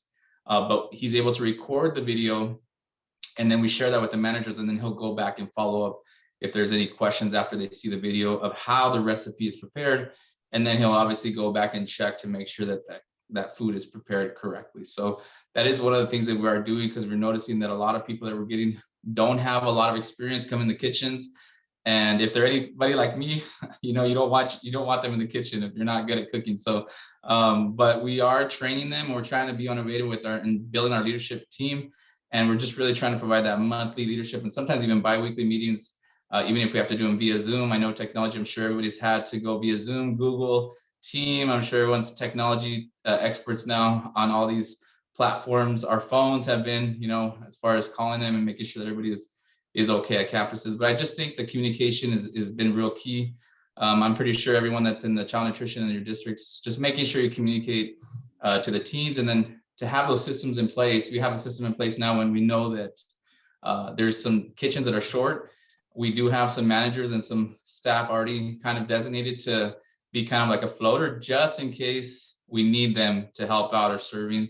And then we've even had to get creative here. We have a small office here with about 5 to 6 staff members. We've even had to have them go out to help at campuses at times during the high busy times, whether it's a breakfast or lunch times. And we've made sure that they've received training as well. We try to work with them so they feel comfortable, because it's hard going into the kitchens when you haven't been there, how to serve, how to do these things, making sure that they get training before they go out there. And then we also try to provide that support to the campuses throughout the day. I'm pretty sure every day is different these last few months. And I'm pretty sure everybody is hoping that this kind of gets better before it gets worse. But yeah, I think just the communication has been key for me and for the team here in Clint. We do feed about 11,800 students. We have 14 campuses. And one of the things that our superintendent, and it's hard if you don't know the food service with the shortages in food and some of the things, it's been tough too to make sure that menus, kind of stay where they need to be and offer the same things that we have before the pandemic. And I will tell you, I'm proud to say that we're the only district in this region that offer so many menu options for all students at the elementary, middle, and high school. So at the elementary, we do offer 3 different options plus salad bar. At the middle school, we offer 6 different options plus a salad bar.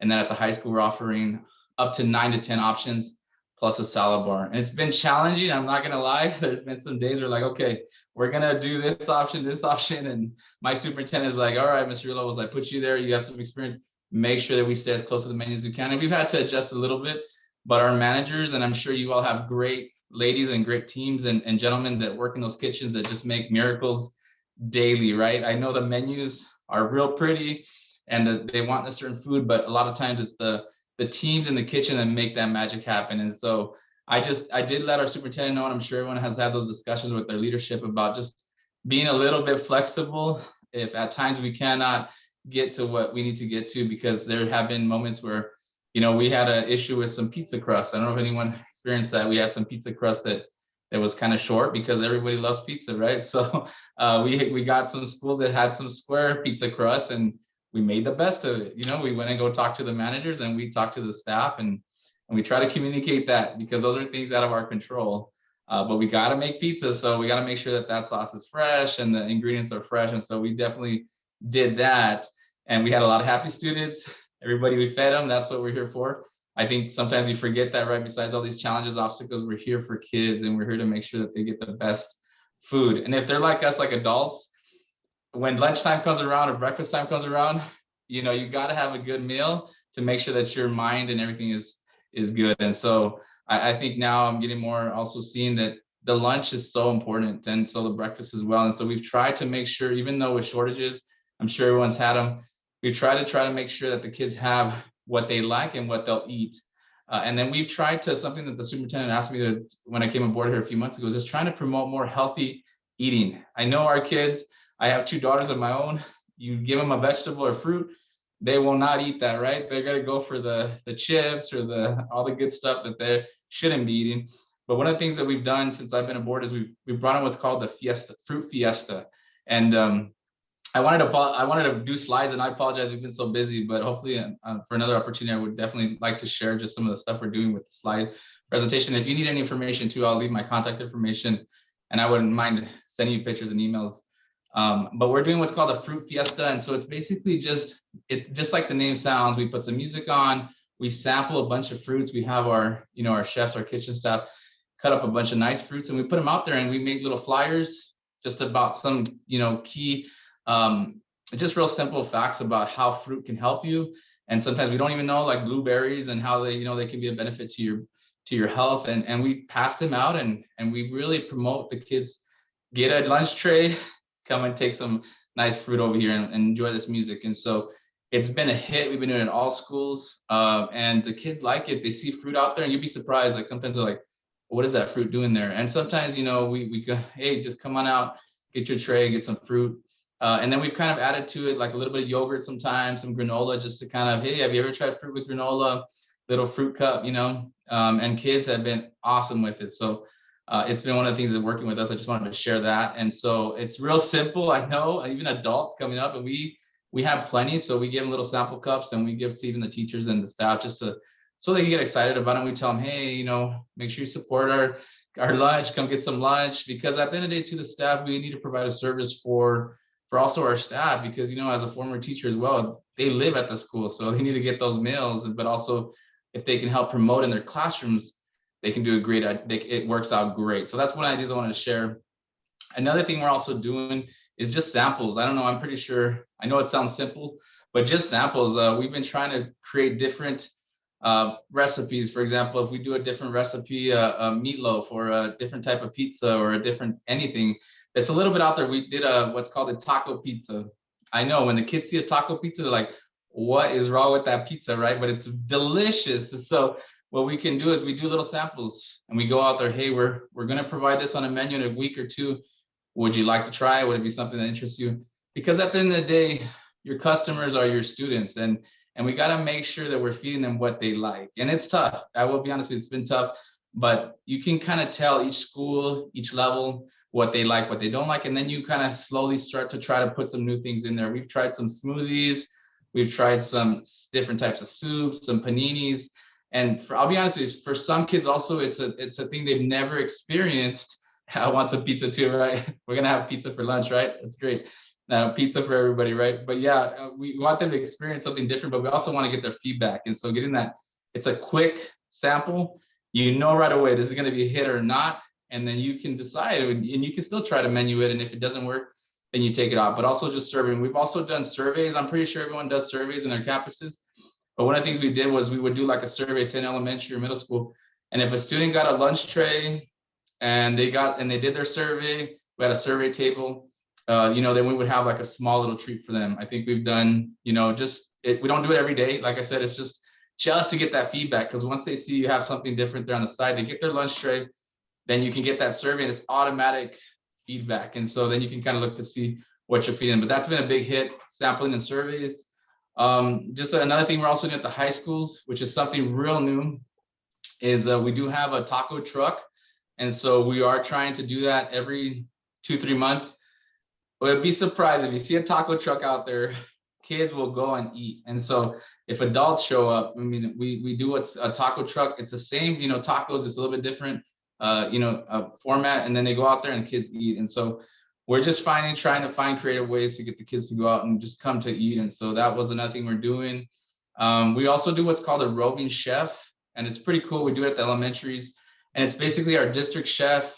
Each elementary will pick anywhere from 12 to 15 students, and he'll basically teach them how to create little mummy pizzas, like little pan pizzas. We're going back to the pizzas, right?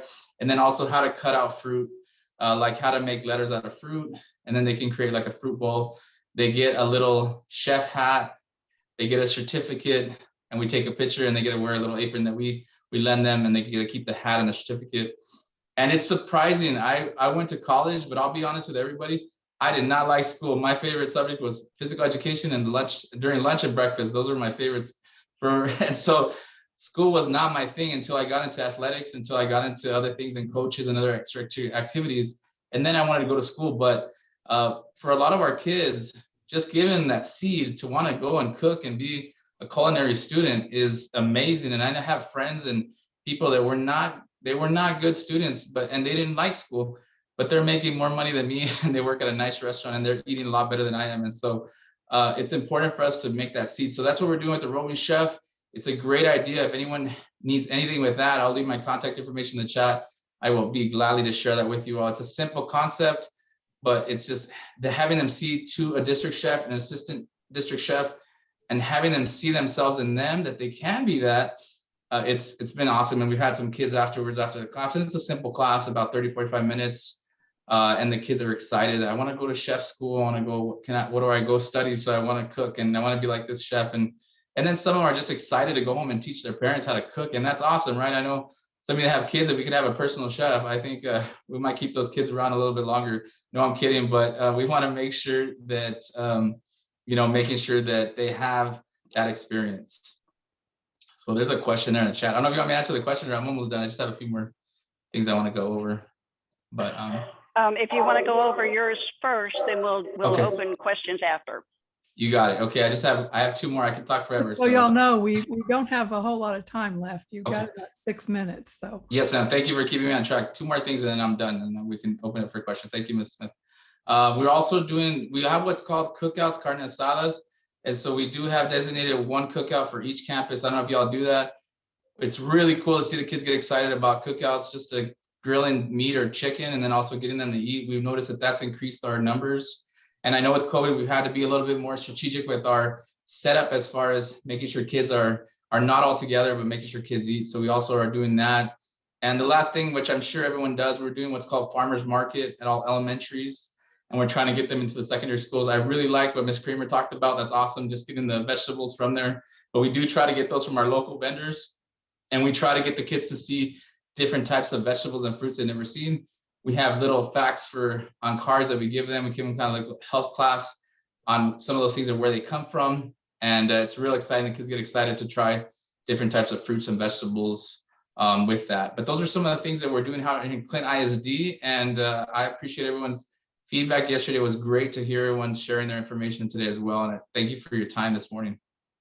Thank you so much, Carlos. It looks like you've done a lot of fun and creative innovations to keep it new and fresh and different for the students. So I love the idea of new menu items and taste testings, different methods of service, the roving chef, all good information for ideas to incorporate some new innovation. What I'd like to do now, we have about 4 minutes left.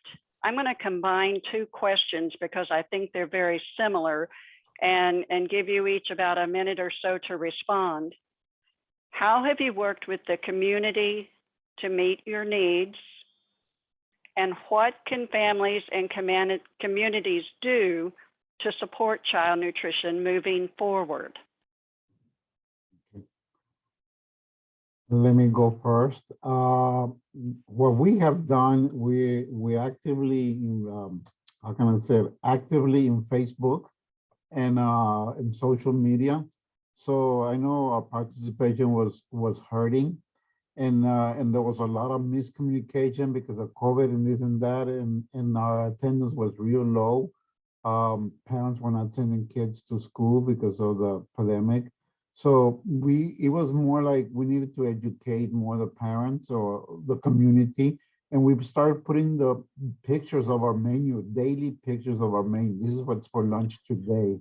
And because they were thinking that because of the curbside meals, a lot of the curbside meals were prepackaged food, and here you go, you heat it up and go.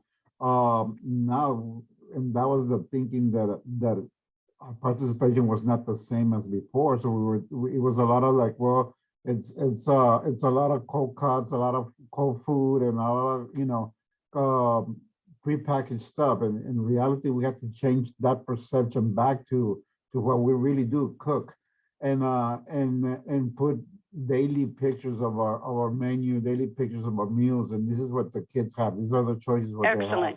Excellent, because a picture is worth 1,000 words. Yes, and that putting out the word out, and it's through social media, Facebook, and the school district website, the department website, and the word out. I mean, you'll be surprised. Your staff can really do some marketing for you. 'Cause Absolutely, marketing. yes, and that was the we did. Also, what can the community do? Participate, participate. I know there was a lot of the community members, especially in this area, they got a lot of benefits. To stamps, food stamps, and all of that, Lone Star. But that hurts in itself on our participation, and so I think it just taking advantage of the free programs that it's available through us. Everybody eats free in our district. Everybody's free. So it's taking advantage of the programs that we have to offer, and everybody, it's a plus plus. I mean, Excellent. they're getting free nutritious food, and Excellent. to help with the budget of the family and all of that. So it's just passing the word out and participating. And That's what the having community having needs. support with participation. It's a win for the children. It's a win for the parents. It's a win for the schools.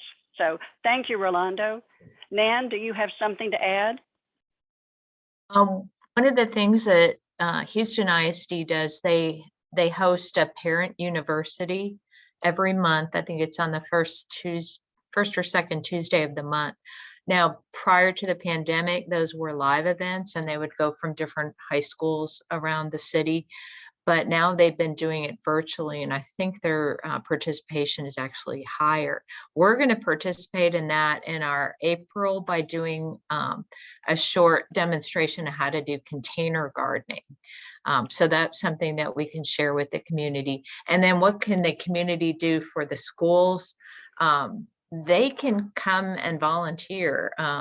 Like for the school gardens, there's a lot of stuff that parents and grandparents can do to come join the school and really help make those gardens successful. Excellent. Carlos, anything to add? Yeah, just to add, I think just the communication, I think they both talked about it, just and any opportunity you have to talk about food nutrition, to talk about what's going on, just being transparent. I just came from a pack and sack meeting. They asked me to present on. We have our shack meetings. We're being part of those all the time, and we're just giving updates. There was a question about how food preparation, how the food is preparing. We went and gave a presentation on this is how it is. Everything is from scratch. Everything is fresh, and so we're making sure that communication, because what happens is sometimes they get the information from the wrong source, or they don't know what's going on, and the parents just really want to make sure their kids. And then the other thing we talked about, I know we have COVID, but as it starts to get better, is we ask the parents, come on in and come and eat with your child. Come and give us that immediate feedback. No, we're not afraid of that. Come and eat. This is great food. We eat in the cafeterias. Come and eat and let us know how we can get better. Excellent. Open doors and open communication. And participate in the shack, the school health advisory council. That's what the community can do. Yes. Michelle just gave you a gold star. Thank you so much. It's been a privilege to moderate. And we know that all of the people, well, in the schools in general, but of course my heart is child nutrition, your heroes. So thank you so much. Thank you, Tricia. And thank you to our panels, to Rolando, Nan, and Carlos. Thank you so much for taking some of your time today to share with us all of your efforts, your innovative strategies in school nutrition. What we're going to do now is kind of take some question and answers from the morning sessions, because I do know all of our sessions today ran a little long and we didn't get to get all of the questions answered. And so this is going to be our time for not only steering committee members who are present today, but really anyone that is on and has some questions of any of our speakers. I see a number of our speakers are still on and able to answer questions. So I guess let's start. I'm trying to go back up. I know I had earmarked a couple of questions. Michelle, do you see some? Not in there. Oh, okay. Hold on. Let me see. I remembered seeing something for Brandy's group early on, although Brandy is so good, she may have already answered it. I'm trying to scroll all the way up. I think we did answer most of ours in the chat. Okay. While I'm looking through questions, how about some of our steering committee members give us their initial thoughts and feedbacks and see about how that might spark a little bit of discussion and more questions. Who wants to go first? Sandy? Okay. You know, I thought yesterday was better today. You know, I think outdoes yesterday. We've just had a really, really great summit. Someone had asked about students and like a student advisory committee. I know in Fort Bend, when they're doing their picking their products and planning for the next year, they invite students and parents to a taste testing. All the vendors come, they set up in one of the school gyms, and then they invite parents and students, and then they rate the different foods. So basically they do get a say in what kind of foods, you know, they deliver. And then going back to Jackie, I've had the privilege of working with her for, I don't know, 10 years or whatever. And I'm just amazed at her creativity. I asked her one time, I said, you just lay awake at night and come up with all these ideas? And she goes, yeah, pretty much. But I just think we've all learned a lot of good information out there, and looking forward to next year. Come on, Michelle. Perfect. Thank you. Thank you. Joey, do you have any takeaways? Yeah, I would echo Sandy's sentiment that it's been a tremendous summit, learned a lot, and I always leave these events feeling more optimistic and inspired. I'm thinking back to, I think it was Tynese's session yesterday where she, you know, brought up the Margaret Mead quote, you know, never doubt that, you know, few people can make a difference. In fact, it's the only thing that ever has. And I'm listening to Brandy and the first panel this morning. They just operationalized that. They just showed that in action. And again, everybody's kind of contributions in terms of what they're doing in schools and for kids just inspires me and makes me even more committed to this work. Thank you, Joey. Any other thoughts or comments from any of our presenters or any of our attendees? So Alice, there was a question on Brandy's session, I think, about what observations have been made regarding the impact of summer camp attendance and classroom behavior, social immersion in the subsequent year. Have you got anything that correlates between summer camp and kids' behavior in the fall? There isn't any data that has been collected on that per se, but I will say that I did reach out to Kara when that question did pop up, since she had already hopped off. And she said what they have seen is directly apparent is that the kids from camp, if an issue arises during their school day, will immediately seek out one of the teachers from camp to talk about it. So if nothing else, I think that speaks volumes.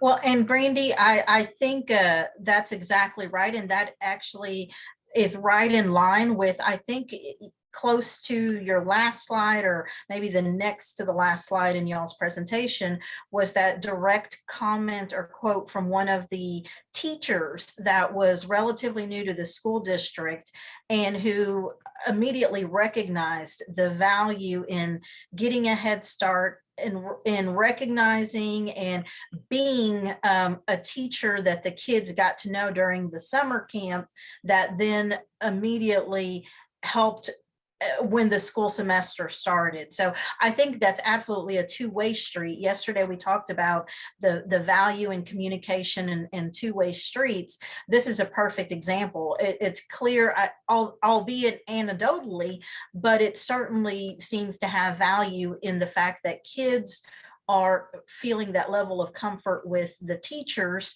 that they saw during the camp, and that the teachers also recognize that they are able to reach the students, in a better manner. Exactly.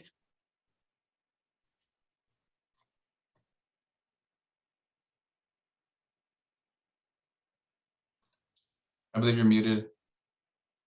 How did you get muted, Alice? You're still muted. There you go. Oh, sorry, guys. Sorry, my mouse has quit working. Yesterday I had power issues. I don't know what's going. Yeah, I'm not able to scroll right now. So I'm trying to get this up and down. Anybody else have some comments or questions?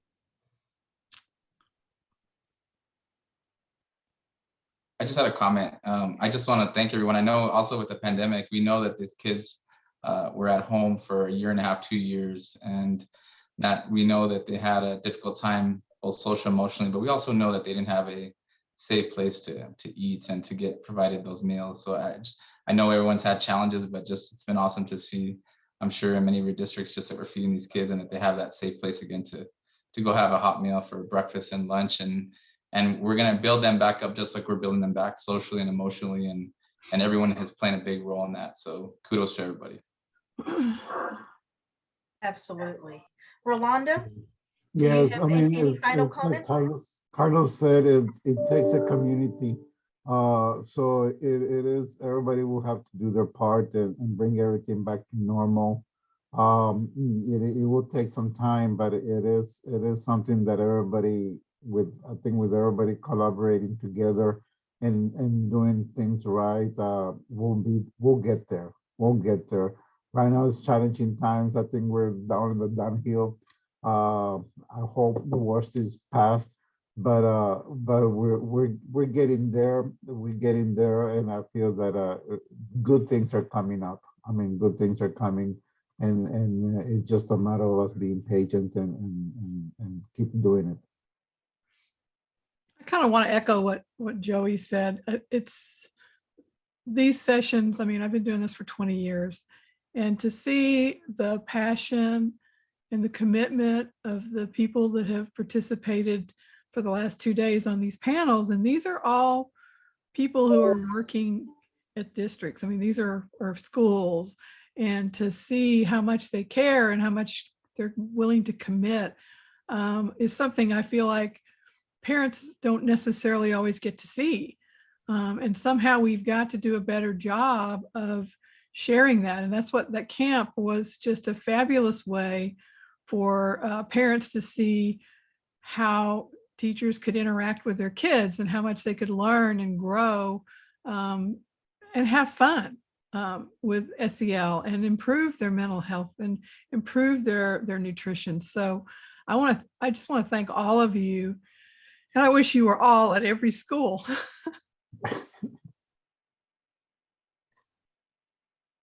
I agree, Michelle. So I just wanted to say, like, the one big note I took away was that we have some pretty special people in Texas.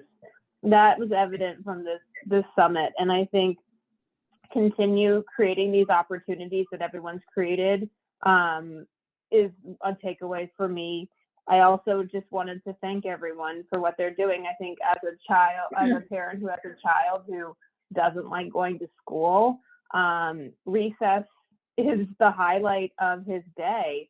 And so, back to Pete's session, recess has such value for more than just movement, but, connectedness to school and giving those kids who struggle with academics an opportunity to be themselves and to have fun at school. So I just keep up the great work to everyone. I'll jump in here one more time just to add on to my takeaway and to just kind of amplify what Michelle and Stephanie were mentioning. As far as we do have very special people and amazing folks doing really good work across the state. So one, absolutely keep that up. Let's keep looking into that cloning thing as well. But barring that happening, I do want to just challenge everybody, on this call to advocate for what you do. Shine a light on what you're doing, because it's that communication and that advocacy piece that I think really helps us move that needle just a little bit farther down the road where we want it to go.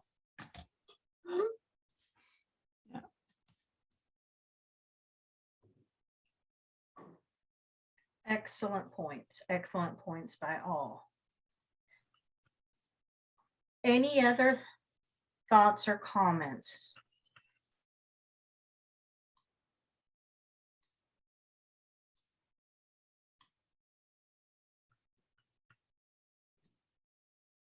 Okay. Barring none, I will give everybody back a couple of minutes so that they can go grab their lunch, their pizza. A taco pizza sounded pretty good. It sounds real good. It does.